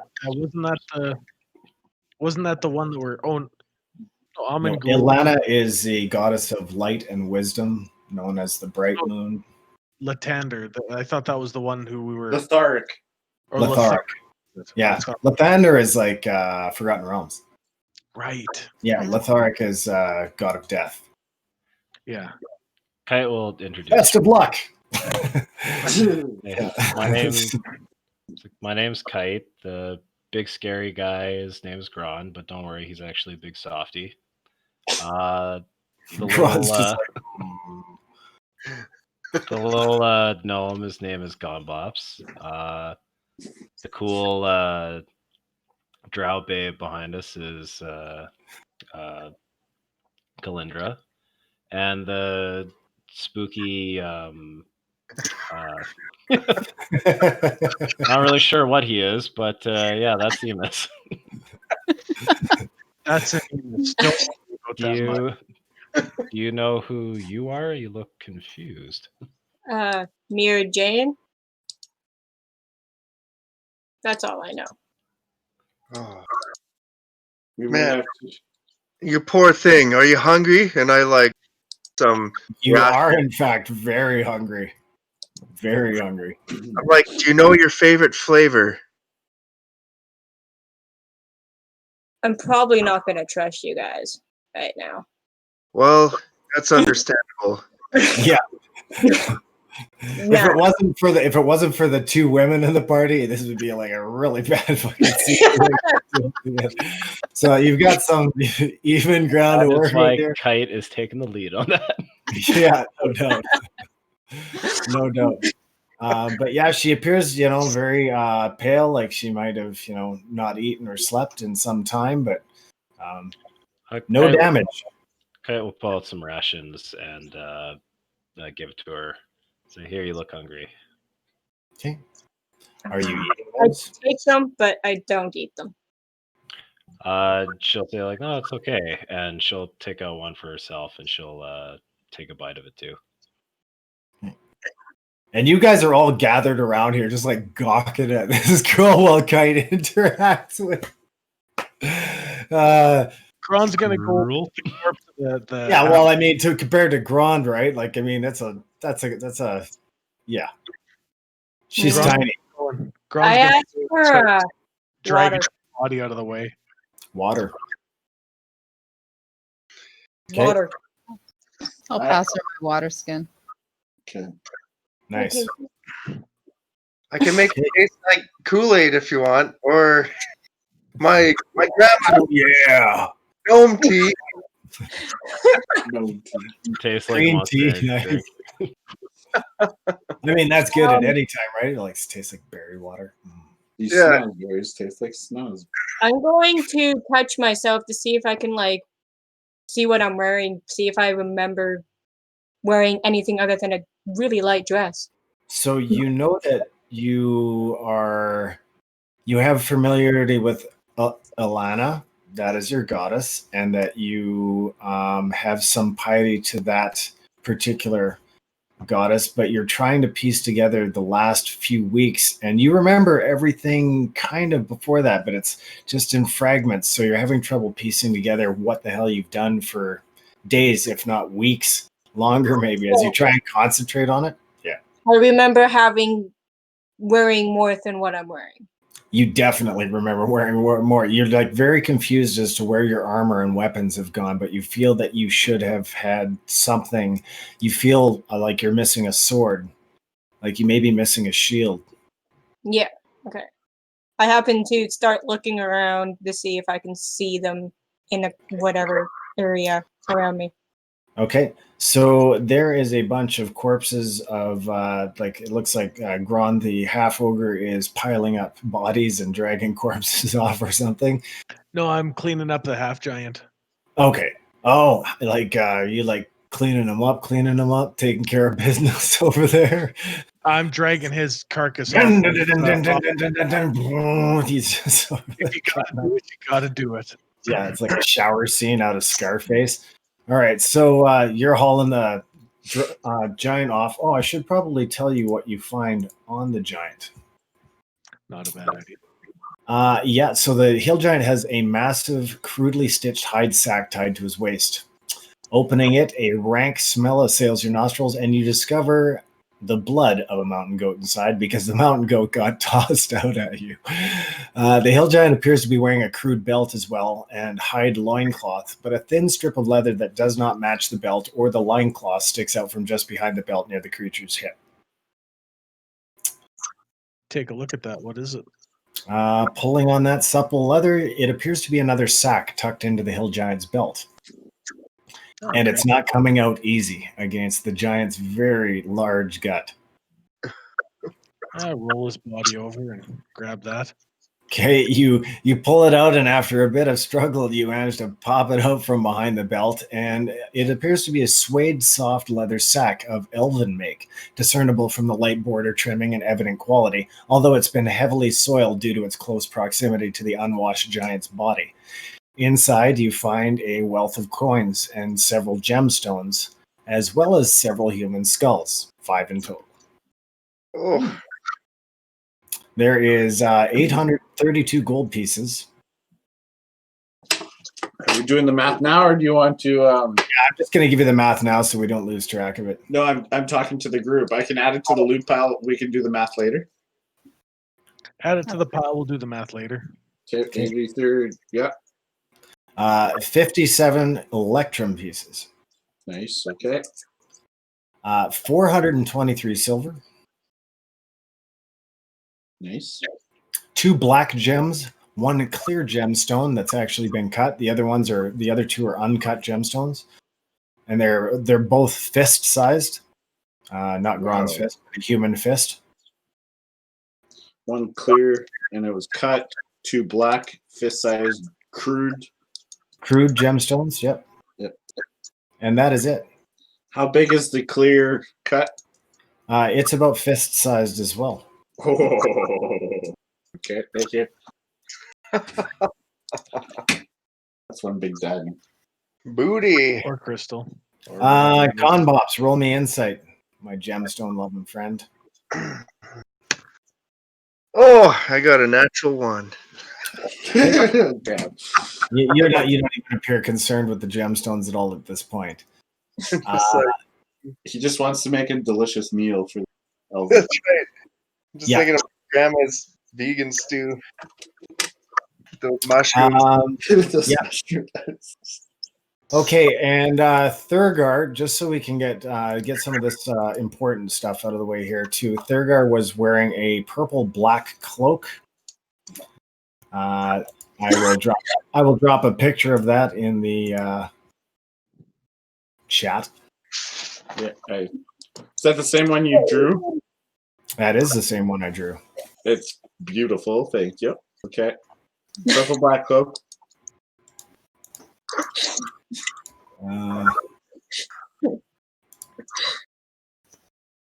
Okay.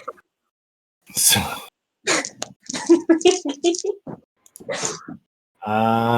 okay. So you guys have the thieves' bodies as well. So we should probably add Thieves, that what? stuff. The thieves' Okay. bodies. I'm ready for whatever you want to give. Okay, so among them, it appears the majority of them were wearing padded leather armor, except for 2 of them were wearing chainmail. How many padded leather? So that's That'd 5 be 5. padded Yeah. leather, 2 chainmail, and Thurgar was also wearing a suit of chainmail underneath his shirt. How Should is you the damage level on that one of Thurgar's? On Thurgar's, it appears to be in decent condition.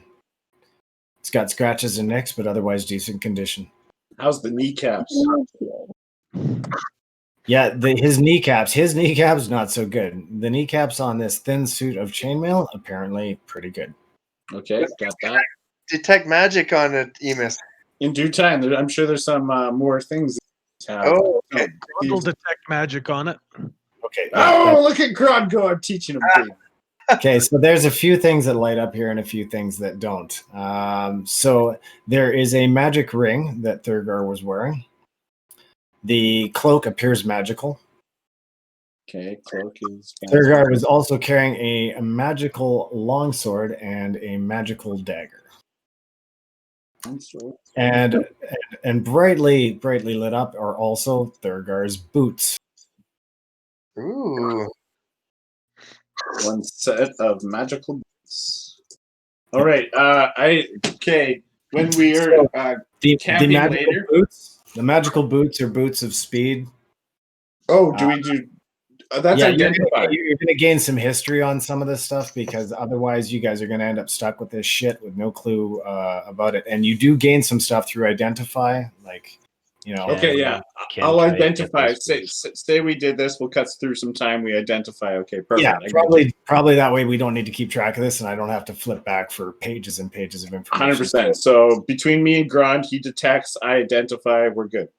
Yeah, boots of speed, but they have a command word. You do not know what that is. Oh, what did he say? Okay, The never mind. cloak appears magical, but you do not know. It also requires a word. Okay, trigger. I was about to write safe word, but trigger word works. Okay, and to the magic ring. Yeah, the magic ring is a ring of dexterity +1. Ooh. Can Kite get that ring? yeah. Or Calyndra. I say you guys have a slap off or something. Slap off, yeah. Good old fashioned slap off. Kite Magical slap. longsword. Whoever can slap Emus the farthest. Yeah. So one of the other thieves has a magical short sword. Okay, magical short sword. Yeah. Are these all just +1? Yeah. So Thurgar's sword is +2. Oh, that's the best one yet. No, there's one of those. That's the Yeah, long. and his longsword actually has like a wavy Chris style blade. Oh, I got a model. Okay, I know what you're talking about. Yep. Okay, magical dagger was +1 plus Magical dagger is +2. +2. Okay, that's awesome. Okay, and the short sword. Short sword is +1. Okay. Anything else of the goodie list? Yeah, so they're like wearing most of their clothing appears to be in good shape, other than the stab wounds through several of them and whatnot. But there is a few, like their clothes are in good shape. Everything that they're wearing appears to be of the finest quality. So you have some padded leather armor. They're all wearing black cloaks with hoods. Those are also they appear to be just regular cloth cloaks. They're not glowing magical or anything like that. Anything silk? Nope, nothing. No, other than a 50-foot length of silken rope that one of the thieves has. Does anybody have a very nice glove there? Just one. I only need one. Yeah, actually, 6 of the thieves are all wearing fairly supple suede-style leather gloves. May I take one? The one that fits me. Take any one that you want. I don't think anybody's going to argue taking some gloves. Collectively, between them all, you find a sum total of 1,132 gold pieces. Wow. These are rich thieves. These That are is gangster between all thieves. of them. Yeah, and a total of 740 silver pieces, most of which appears to be contained in a small sack stashed underneath where the cube was. It's a small little drawer just below the bottom platform where the cube is stored. Can I inspect that bottom drawer, see if there's any other equipment or anything else? Appears to be carrying coinage. Okay, thank you. Yeah. All right. Good haul, people. I will we'll do math when we finish this session. Sweet. Going to assume I was unsuccessful in finding my shit. Yeah, you were unsuccessful in finding your shit. As a matter of fact, none of your shit appears to be near here. Although you do feel, familiar when you look at a longsword. You do realize that, yeah, that seems to be my thing. But nobody's carrying shields or anything of that sort. But you do feel very out of sorts wearing the white cotton dress that you're wearing right now. So you feel like you're, very out of place. Everybody's like fully armored and covered in sweat and blood and shit. So, well, maybe not shit. Maybe Cross my arms in shame. Some of the bandits though are probably covered in shit. They don't show that part on TV, but I'm gonna get you to roll insight for me, Britt.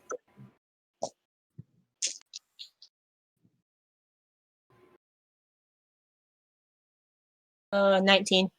Okay, you do realize that 2 of the thieves are your size and that their clothing and armor is actually probably going to fit you, if not reasonably well. Okay, I pick it up. I go get them. Okay. So you're going to strip down one of these thieves right there and just be like, give me your clothes, you jagaff. Okay, so... Calyndra, Kite, are you allowing her to do? Yeah. Yeah, we're not I'll help holding her her take the prisoner. clothes off him so that she can have some clothes. I'm gonna Jules, Please put some clothes on. give me all your clothes. I love that she jumped in to help you. Like, oh yeah, no, that dress sucks. Here, let's get you some. Let's get you right out of that dress. I mean, what? Before she takes it off, I go up first to it, the armor. I say, "Here, let me clean it up first. Make sure this is the one you want." And I like press the digitate, like magically clean all the clothes and the. No, you're so love for somebody so new. Yeah, so you toss this thief out of his Trust armor. us, we've been on the other side of these thieves' handiwork, so we know it's a rude awakening. Anything we can do to help make this process more comfortable, it's our honor. So we can adjust your armor as appropriate, but you are wearing either one of a chainmail suit or padded leather.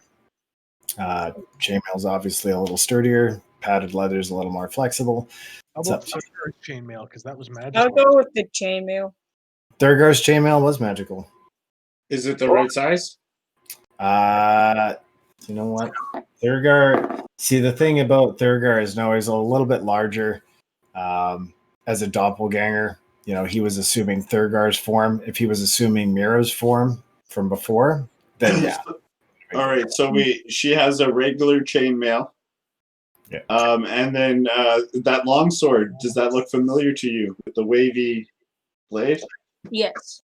You guys are willing to relinquish that? Oh yeah. All right, that's up too. Awesome. Okay, so Britt, you've got Mira Jane has a +2 longsword now and +2 chainmail. Sweet. Thank you. Is anybody using the boots or the ring of dexterity? Is that going to Kite? I wouldn't mind. I wouldn't mind taking both of those things if you guys are cool. That's what I was going to say. Soul thing. Okay, boots of speed. Can I take the boots and the ring? Yeah, and I think identify actually would identify the command word for those things as well. I'd have to concentrate on it, but yes. Yeah, well, we'll say that you put in the time and the effort for sure. So, yeah, the command word on the boots is go. Okay. And I have to find the one for. Oh, that's fucking So priceless. boots of speed just make your walk and run faster? Boots of speed, yeah. So they actually increase. You can use the action to click the boots' heels together. If you do, the boots double your walking speed, and any creature that makes an opportunity attack against you has disadvantage on the attack roll. If you click your heels together again, you end the effect. I imagine that's just going to be like the say go. Yeah. Calyndra, magic dagger +2? I Yes. think Calyndra best because she's also going to be trying to take Thurgar's place and disguise herself if we try and infiltrate. And the cloak, right? Okay. Wait, didn't you have a magical cloak already? No, it was that one. Okay, so you'll take the cloak. I'll learn the trigger word in due time. So Okay. that's going to you, and you'll take the dagger. The magic rings to I can't Kite. remember. I have it written down here, but I have to go back to like the Thieves Guild and stuff like that. So I'll figure out what that command word is. But we'll just say that you know it for now. And you actually sense that cloak is that purple black cloak is actually made of displacer beast skin. Oh. That's handy. So it's a displacement cloak. So how many short swords do you carry, Kite? Just the one. Can you do double blade? No. Okay, there's for her because she her martial arts are better than. We have a magical short sword up for grabs. I could take that. Yeah. Okay. Yeah. That's What a was that? +1. +1? Okay. Yeah. The dagger was a +2, correct? Yeah. So you got 2 magical daggers now, Calyndra? Well, I have the poison one and then the other 2 magic daggers. Oh, you got 2? Okay. There's also 2 gemstones on the thieves as well that appear to be. One's a star sapphire. You can identify it from the like blazing white star, and as soon as Bops sees it, he's like, "Oh yeah, that's a star sapphire," and it's about yay big. Golf ball? Yeah, about a golf ball size, but it's oblong. And the other one is a green gem, which is emerald, rough cut. Okay, and I will. We'll just keep these on the group. We got quite a tally of loot going. Oh, by the way, group side note: I have a shared Google page for all our loot. If you want access to You it should later, definitely send me that link so I can like get caught up on what the hell you guys have managed to. It's just the stuff that's in the group. Yeah, and you actually have to separate that too, because some stuff is stored at the Drake's Hollow now. Yes, there is two placements. There's ones that's in the cart, okay, and then there's one that's we dropped a bunch of stuff off of Drake's Hollow, and we counted that as a storage spot. Right. Okay. Yeah, it's funny because like until you actually try to store stuff at the Drake's Hollow, I don't even mention that it's a possibility of a storage location until then, and then it becomes a permanent storage location, just like a video game. I love it. we kind of needed it because we were carrying some packs. Yeah, for sure. Okay, so sorry. Last thing, we have 5 padded leathers and 1 chain and 1 suit of chainmail magical left. Yeah, and they are all wearing high soft boots, like very high quality leather as well. I'll switch out my boots. Okay. Don't worry about the armor if it's not magical, unless someone else wants to carry it. We have 1 suit of magical armor. Isn't that for Mary Maria Jane? Sorry, what was it again? It was too big for her. It Oh, was too big for her. She grabbed the regular chainmail. But it was +2. It's still a +2, supposedly. No, Thurgar's armor is +2. The armor that she'd be wearing is +1 then. Okay, +1. So Thurgar's is +2. Right? Yeah, and that is for a. Your ring of dexterity adds 1 dexterity point with all applicable benefits. Okay, so there's. Should we just carry the 1 suit of chainmail that's +2? Yeah. Okay. And those rings, like the rings of protection and stuff, those also come in different strengths, colors, sizes.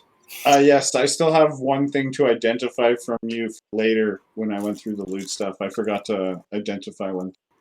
Do you know which one it was? Oh, yes. So there's 2. There's a golden amulet, and there was a other ring made out of... The golden amulet was from the house, right? Yeah.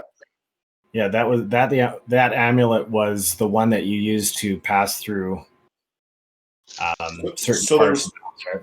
Yeah, there was 2. One was an amulet of protection versus a lesser demon. Yeah, I got that one. And then the other one... I didn't do the other one. I forgot about the other one. The other one was allowed you to pass through the mural. Okay, perfect. Okay, that makes sense. Yeah. So anybody wearing it approaching the mural peeled apart and revealed the room beyond. All right, we're caught up. Yes, we're caught up. I'll share that after the session. Okay, no problem. So yeah, you guys got a whack load of loot. You're sitting here with the sledge, which is now essentially just a sled, basically with an 8 by 8 foot square of etched metal sitting on the top of it. But your other shit is off on the road that way through the woods. So you left your caravan and everything else, the horses, back over there. Should we bring the caravan through to this road and make our way on this road? I think so. Okay, so there is not a lot of room for that. Like to be taking a wagon and 4 horses over to the Thieves Road? No. The Thieves Road is all kinds of like fucked up and twisty, and like they would have had an issue in a few places taking this sledge as it was, but it seemed to be, I guess, to them the quietest and thinnest means of managing to navigate that smaller trail. Whereas the North Road is meant for, wagon travel and such. You guys could probably take a rest though, right? For the rest, because we were still on our second watch. Yeah, so it is like literally 4 a.m. Should we drag the sludge and all the bodies off into the bush? You're gonna leave everything here? Let them rot.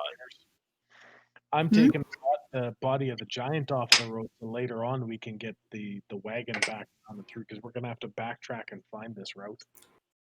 The wizard, remembering the PTSD in entrapment had, someone's got to concentrate on Brittany and her mental health. We don't know your name, Mira Jane.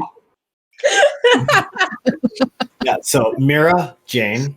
Mira Jane. Eros just goes to Mira. I'm going to be calling Mary Jane so many times. Okay, Mira Jane. 1000 MJ, tell us about Instantly your outs mother. the pot smokers in the group, right? Just everybody with.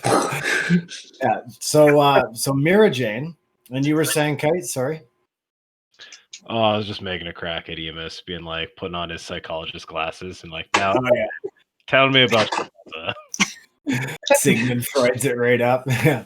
Like a pale, weird necrotic loving.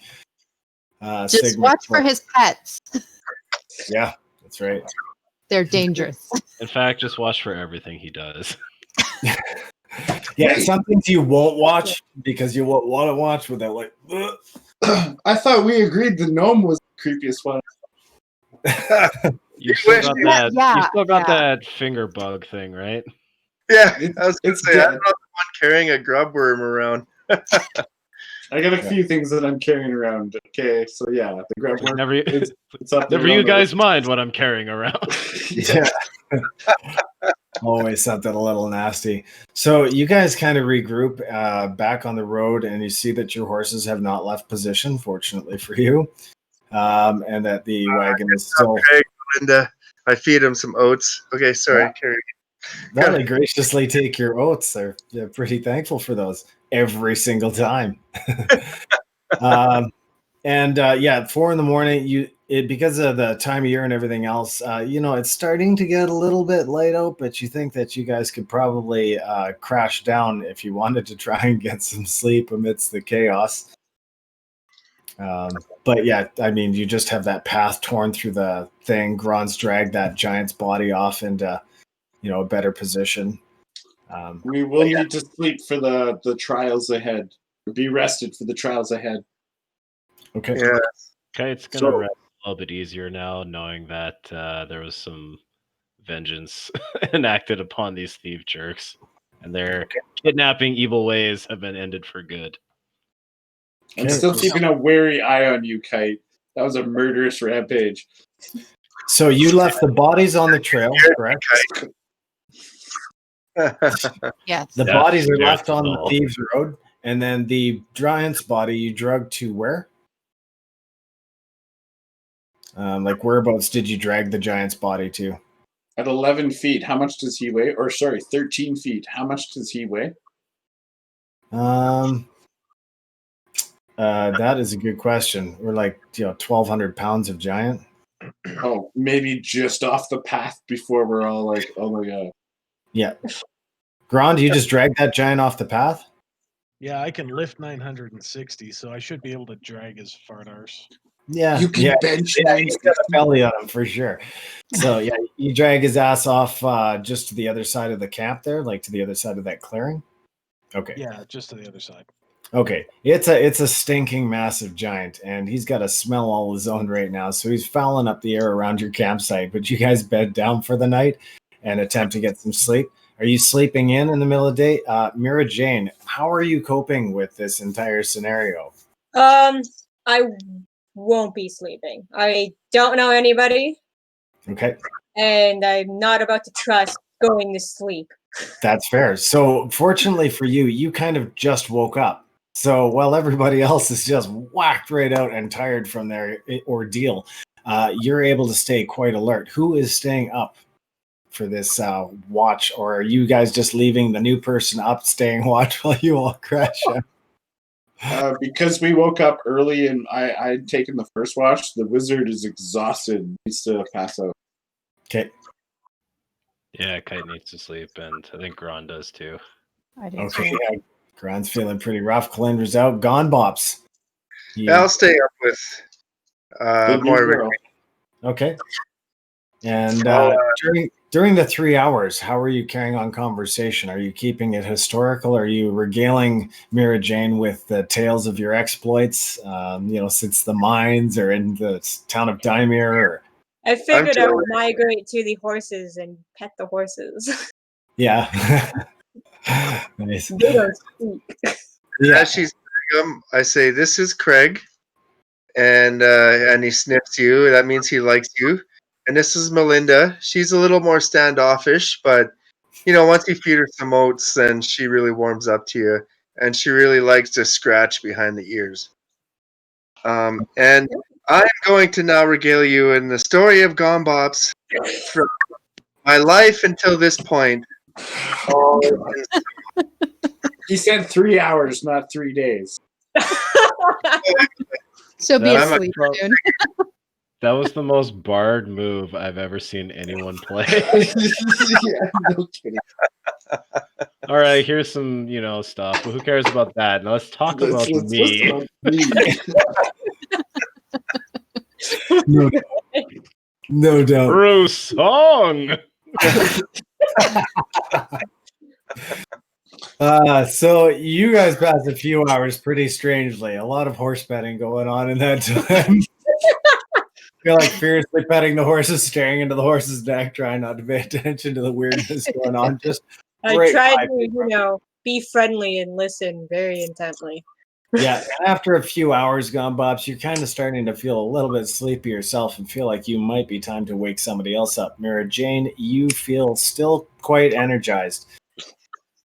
Yeah, I'm gonna go whisper to Grond and be like, "Hey, Grond, I'm tired. Man. Are you able to take a watch, or should I go to someone else?" Grond will look up for a second.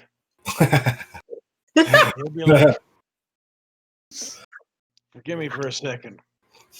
Piss off. And he's going to roll back and go to sleep again. Yeah, Grond is really tired.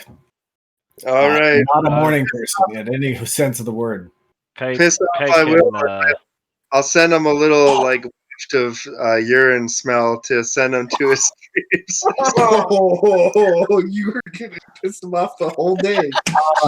Like post asparagus dinner urine. You're just like, Straight asparagus.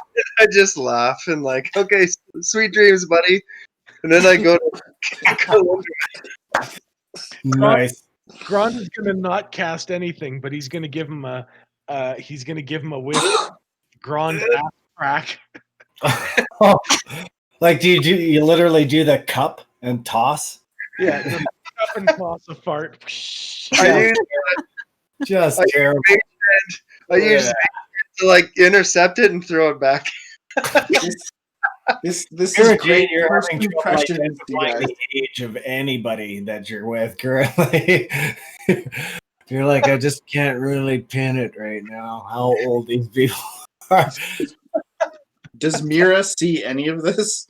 I'm the only probably one. trying to take in my surroundings to see where I am. Pinpoint That's potentially if I know the area. The best first impressions is gone. She might not be able to see it, but she's smelling it. Between that and the hill giant, yeah. I mean, you have the olfactory essence covered. And here I thought there was some kind of convention against chemical warfare, you two. Oh, yeah, it's worse than mustard gas. It's mustard ass.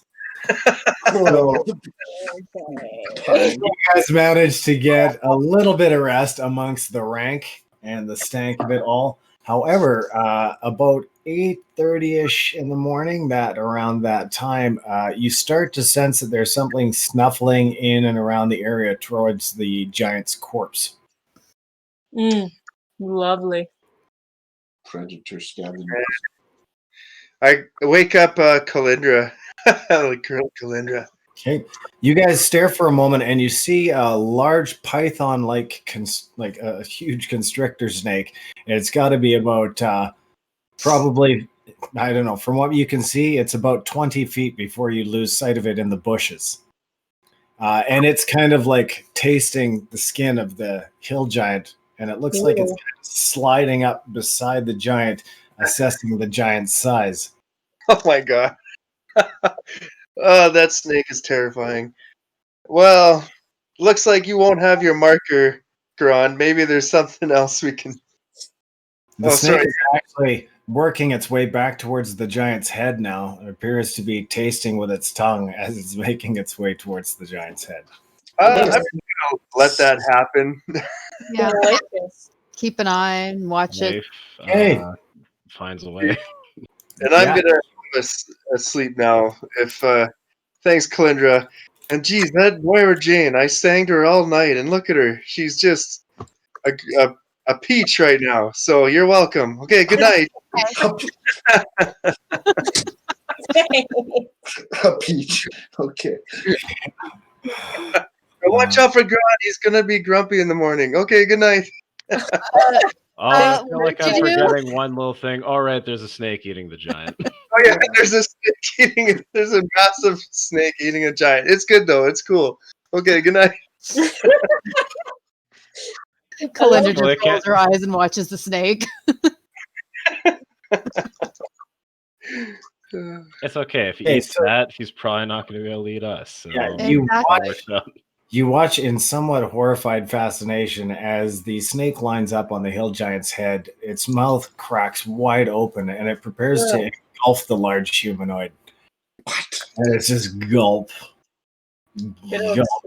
It appears to be taking the entire mass of this enormous humanoid into its body. It's one way to hide a body. Better him than us. Yeah. So you guys pretty much breakfast is done. Nobody feels like eating anymore. the snake's probably done enough eating for the rest of the group. Yeah. So you guys, are you packing up your stuff at this point in the morning? You figure you're still about a half day's ride from Silverwater Castle, or the general area thereof. We want to try and use that hidden path, right? Enough distractions. We have to get there. Okay. So the hidden path, like I said, you won't be able to take the wagon and the horses down that path. It is too thin for that. We can hide it like a click off the path or something, and then let the horses. No, you like your horses. Tying them up is death for them. What if we take like 3-4 days though? Well, I think. What if we can't just take the horses So yeah, with us on the path? you're willing to get Like, rid to of the untie- wagon? No problem. Just Okay, hide it. so let's But just hide the It's car. a lot of horse. I mean, you had I'm going to say the path is 8 to 12 feet at its widest. Okay, that's fine. Yeah. I think I'll be able to walk. Okay, You could totally ride a horse like single file between 8 and 12 feet. for sure. Tons of So room. who else taking horses now? Oh, speaking of which, Kite. Oh. They don't have saddles, so I think we're just gonna walk them. Like Okay. maybe I can bareback. ride on them. I'm light, I'm pretty used to horses. I could probably do a bareback, but Yeah, almost all of you can. I mean, that's like even saddles in a lot of places is an expensive luxury that a lot of horseback riders don't have. So they have to slap a cloth or a blanket over top of that horse and ride, or even ride bareback. Gonna be well, I better ride Melinda because she can be a little grouchy sometimes. So Grond would have to have 1 foot on one horse, 1 foot on the other, and reins in between. Is yeah. do the Jean-Claude Van Damme splits. Right. No, you don't want to do that. Somebody running right up the middle. Fadoof. But hey, what about this cart? What about this cart? Instead of having the giant mark our way back, what if we use this cart some way to mark our way back on this trail? I think that's. Would Grond be able to help that thing 4x4? Would he be able to carry that thing 4x4? Well, I'm thinking just help it to get off road. Like the Yep. giant crashed through a bunch of the trees. So Yeah, so you can get it to the Thieves Trail, you can turn it onto the Thieves Trail, and you can keep it on a relatively narrow. But the Thieves Road is it's rocky sometimes, and it gets to points where even with the sledge they were using, even up over rails and stuff, that would have made rocks easy. But the wheels of the caravan, really hard. So you could do it, but we're going to reduce your movement rate significantly, and you guys will be a full day out. Dash it. It might be a good idea to use some of the broken trees to kind of look like it's hidden in the bush, maybe camouflage it. Yeah. Okay. So you're going to camouflage it in the area of the trees that the hill giant crashed through, that kind of thing, or a little bit off? Okay. Yeah. Just So- I at for all. it to go in between the two paths. So that Okay. way, if we pop it in the middle of the bush, stash the trees on top of it, and we can go from there. Okay, yeah, you kind of actually push a few trees back up into position that were snapped and kind of move things around a bit so that the wagon is fairly covered under, a dense layer of foliage and down trees and stuff like that. And you get a sense that the forest on either side between the Thieves Road and the North Road is thick enough and fairly, like you can tell somebody crashed through it here, but it doesn't look like a path that you'd want to wander into. So you've made it look fairly good. Question to the squad: what are we leaving for coinage hidden? Because it seems like what we had on the cart and what we just gained—that's a lot of coinage. Okay, So let's just divide it among us here. for the Well- purpose of the party treasure, for now, we're going to consider that weight evenly distributed amongst the team, with Grond Okay. taking a little bit more because of his size. Okay. Just to give you guys a balance of encumbrance right now, I'm not going to play that because, yeah, you're carrying a lot of fucking coin. So, Yeah. but the next chance that you guys get to deal with that situation, you should deal with that situation. Okay, so but it's technically split. We'll just do the math later. Okay, Technically, but we'll do The that. other option is just to kind of bury it close to the cart and just kind of put a marking rock or something on top of it. drop No? spot. Yeah, let's just carry It's it like- with us. Okay. If Well, the DM's or- okay or with us Denver carrying is it, like that. Kite doesn't really have. Yeah, much so use. we'll just consider this stuff evenly distributed amongst the party. We'll just do the math later. thank you, sir. Okay. And including Myra Jane. Be like, here, this is your share. You get an equal part. You Myra? know the story now. Mira? Jane. Mira? Jane. Mira Jane. So like Mary, but backwards. So Mira. Mira. Mira Jane. Mira Jane. MJ. Yeah. We're just gonna call you. Or Mira. Mira for short. Just Mira's- reduce- Mira's cool. Yeah, that's right. So basically, Mira Jane, you were being led by this giant troop of new people, new friends. You've just spent the night with them successfully, and now they are leading you off into the woods to walk a different path than the road you were on. That's ominous and Yeah. totally not creepy at all. Give me a second, Um, because Grond is going to do something here. It's going to be a bit weird. Young miss, do you have any way of Let's get defending yourself? weird. Because if you I find a way home, What's this? She doesn't even know where home is. way of defending yourself. Because should we take a defenseless young woman to a place where there is most Okay, notable, I'm going to get you to roll insight. Because you are a military person. that is a 15. That is enough to have known that when she strapped on her armor and clothes, that the ease at which she did and the seeming familiarity she seemed to have with the longsword in her hand gave you the indication that she had some fighting skill. She seemed comfortable with it, like naturally so. If she owned a cool longsword that was curved like that, I'd be like, you deserve to be. Yeah, but you kind of get the sense from the way that Mira Jane carries herself that she is at least confident. She might be weirded out by the fact she's surrounded by a bunch of strangers, but she seems confident. Okay. Now the second question. Yeah. Do you want to be dragged through hell and back because we're about to go to a place where there is likely death, dismemberment, pain, and sorrow? Did you want to come along? I need my shit, yes. If we find your stuff there, Oh, that was a weird bunch of cool shit happening with Discord all of a sudden. I think Jace's thing may have gone a little loopy.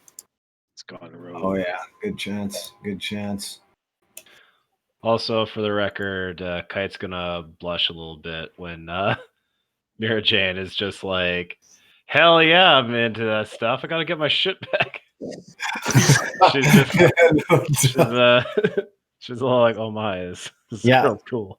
And Mira Jane, a bit of your memories are starting to come back, and you're starting to get flashes of when you were captured You're starting to remember bits and pieces about a hood being dropped over your head and then lapsing into unconsciousness. So you're starting to get you're starting to remember a few things. Yeah. Okay. Yeah, no doubt. Oh, it's awesome. It's animated. So yeah, you guys managed to get everything kind of sorted out. You've got your treasure kind of divvied up amongst you, and now you're taking the Thieves Road north rather than the main road. Okay. Where did Emus go? He disappeared. Yeah, I think just this thing got a little funky. Yeah, wouldn't it be funny if the weird guy got weirded out? Like, I gotta go. You are just too weird for me, strange blue glowing person. That's the Meeseeks. Yeah. Hey, there he is. No, there he went. No, he just disappeared. Nariel, a true stranger danger. No doubt. Existence is strange. Shit's getting weird, guys. All right. Eventually, Emus will appear. So while Emus has his head buried in a book and he's walking along the trail, you guys carry this. Are you also bringing that sledge with the metal platform on it, or are you leaving that behind? Leaving that behind? Okay. I think we should tuck that in the bush a little bit too, so it's not so obvious, hey? I think Probably so. a good idea. Okay. All right. Are you doing anything with the pile of corpses that are all over the path that might be just as obvious, or just moving the sledge? I still think we should The put him in snake. the bush. The snake will take care of them. Don't worry about them. Let's put it in the bush just in case. That snake's probably not going to eat for a decade now. Like, Okay. That's a huge meal. Emus is kind of poking around the corpses like a weirdo and not really paying attention to much of anything while you guys drag body after body into the bushes. By the time the Necromancer looks up from his stupor, he has learned very little from the corpses other than they were human and they died in a variety of ways. And he looks up to see you all staring at him as he sits with the last corpse on the trail. I was like, Now, are you- yeah. So you guys managed to drag that last corpse off the trail, and Emus looks bummed. He takes up a position towards the rear, and you guys keep going north on the trail on the Thieves Road. Okay. Weather-wise, it's a little cloudy today, but no rain. It definitely feels like a dampness in the air, and it's a little cooler than it was yesterday, but it hasn't started raining yet. Oh, poor Emus. And the first hour or two goes by without a hitch. You keep going along the craggy little Thieves Road, and you encounter rocks in places where you've kind of got to lead the horses up a bit of a ascent and then a descent down the other side. Everything seems very rocky, but well worn. There's definitely been a lot of foot traffic up and down this path. You guys continue on into hour 3, and it is relatively uneventful. I wonder where the hell Jace dropped off to, eh? He's probably just freaking out right now. He's like, man, I'm missing so much good descriptions of a dark path. That is his jam, though. He loves it. That is his jam, yeah. So you guys continue on for a good half a day, and the area up ahead looks like it's starting to break, and some of the trees are starting to get thinner. Is he there? He's almost... yeah. I wonder if his computer did crash. Probably. And... oh, shit's the bed. So yeah, Emus still has his head buried in a book as he picks up the back of the trail. And, okay, so you guys just hear the cawing of a regular crow overhead. Nothing major. The weather still hasn't really improved. It's still very humid. And, Emus, we know you're there. Yeah, no such luck. But it does get a little bit of a break in the path ahead. And as it breaks, oh, there you are. Whoa. Nice. Nice. Is that a power outage? Then? That's awesome, buddy. That's all kinds of creepy. We were just talking about how creepy Emus is. And there you go. Adding more creep. I had a power outage in my house. add flair to the Oh, combo. shitty, dude. Yeah. Did you just tether your phone for this session? No. Oh. I had the laptop back up, but I didn't turn any of the other lights on in the house yet. So. Can you just say something for me real quick? Can you see? Like, well, hello, Clarice. Awesome. Oh, can you also say, what did Zordon used to say? Who's Zordon? Who is Zordon? That was the big head in Power Rangers. Oh, yeah, that's right, dude. I actually never watched an episode of Power Rangers, but I do know that blue head from several awesome cosplays I've seen of it. Power Rangers, how young are you guys? Holy. Right?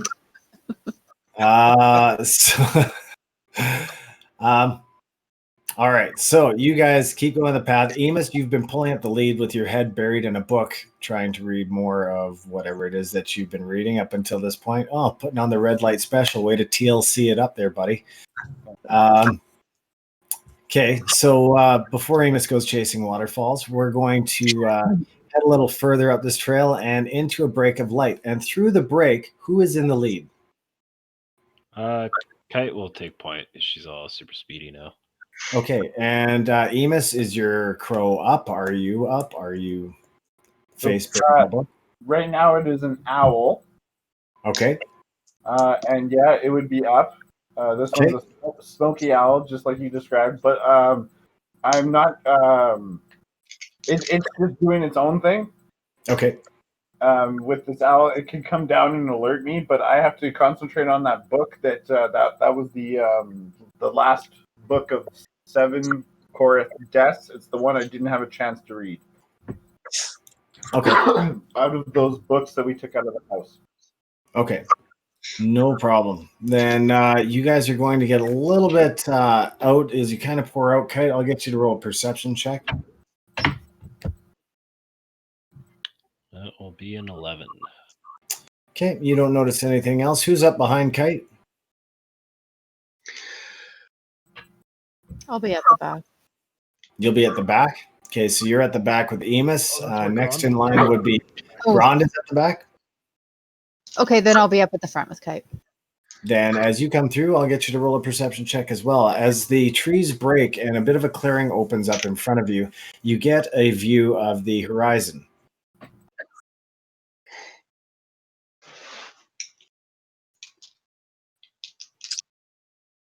Rolling.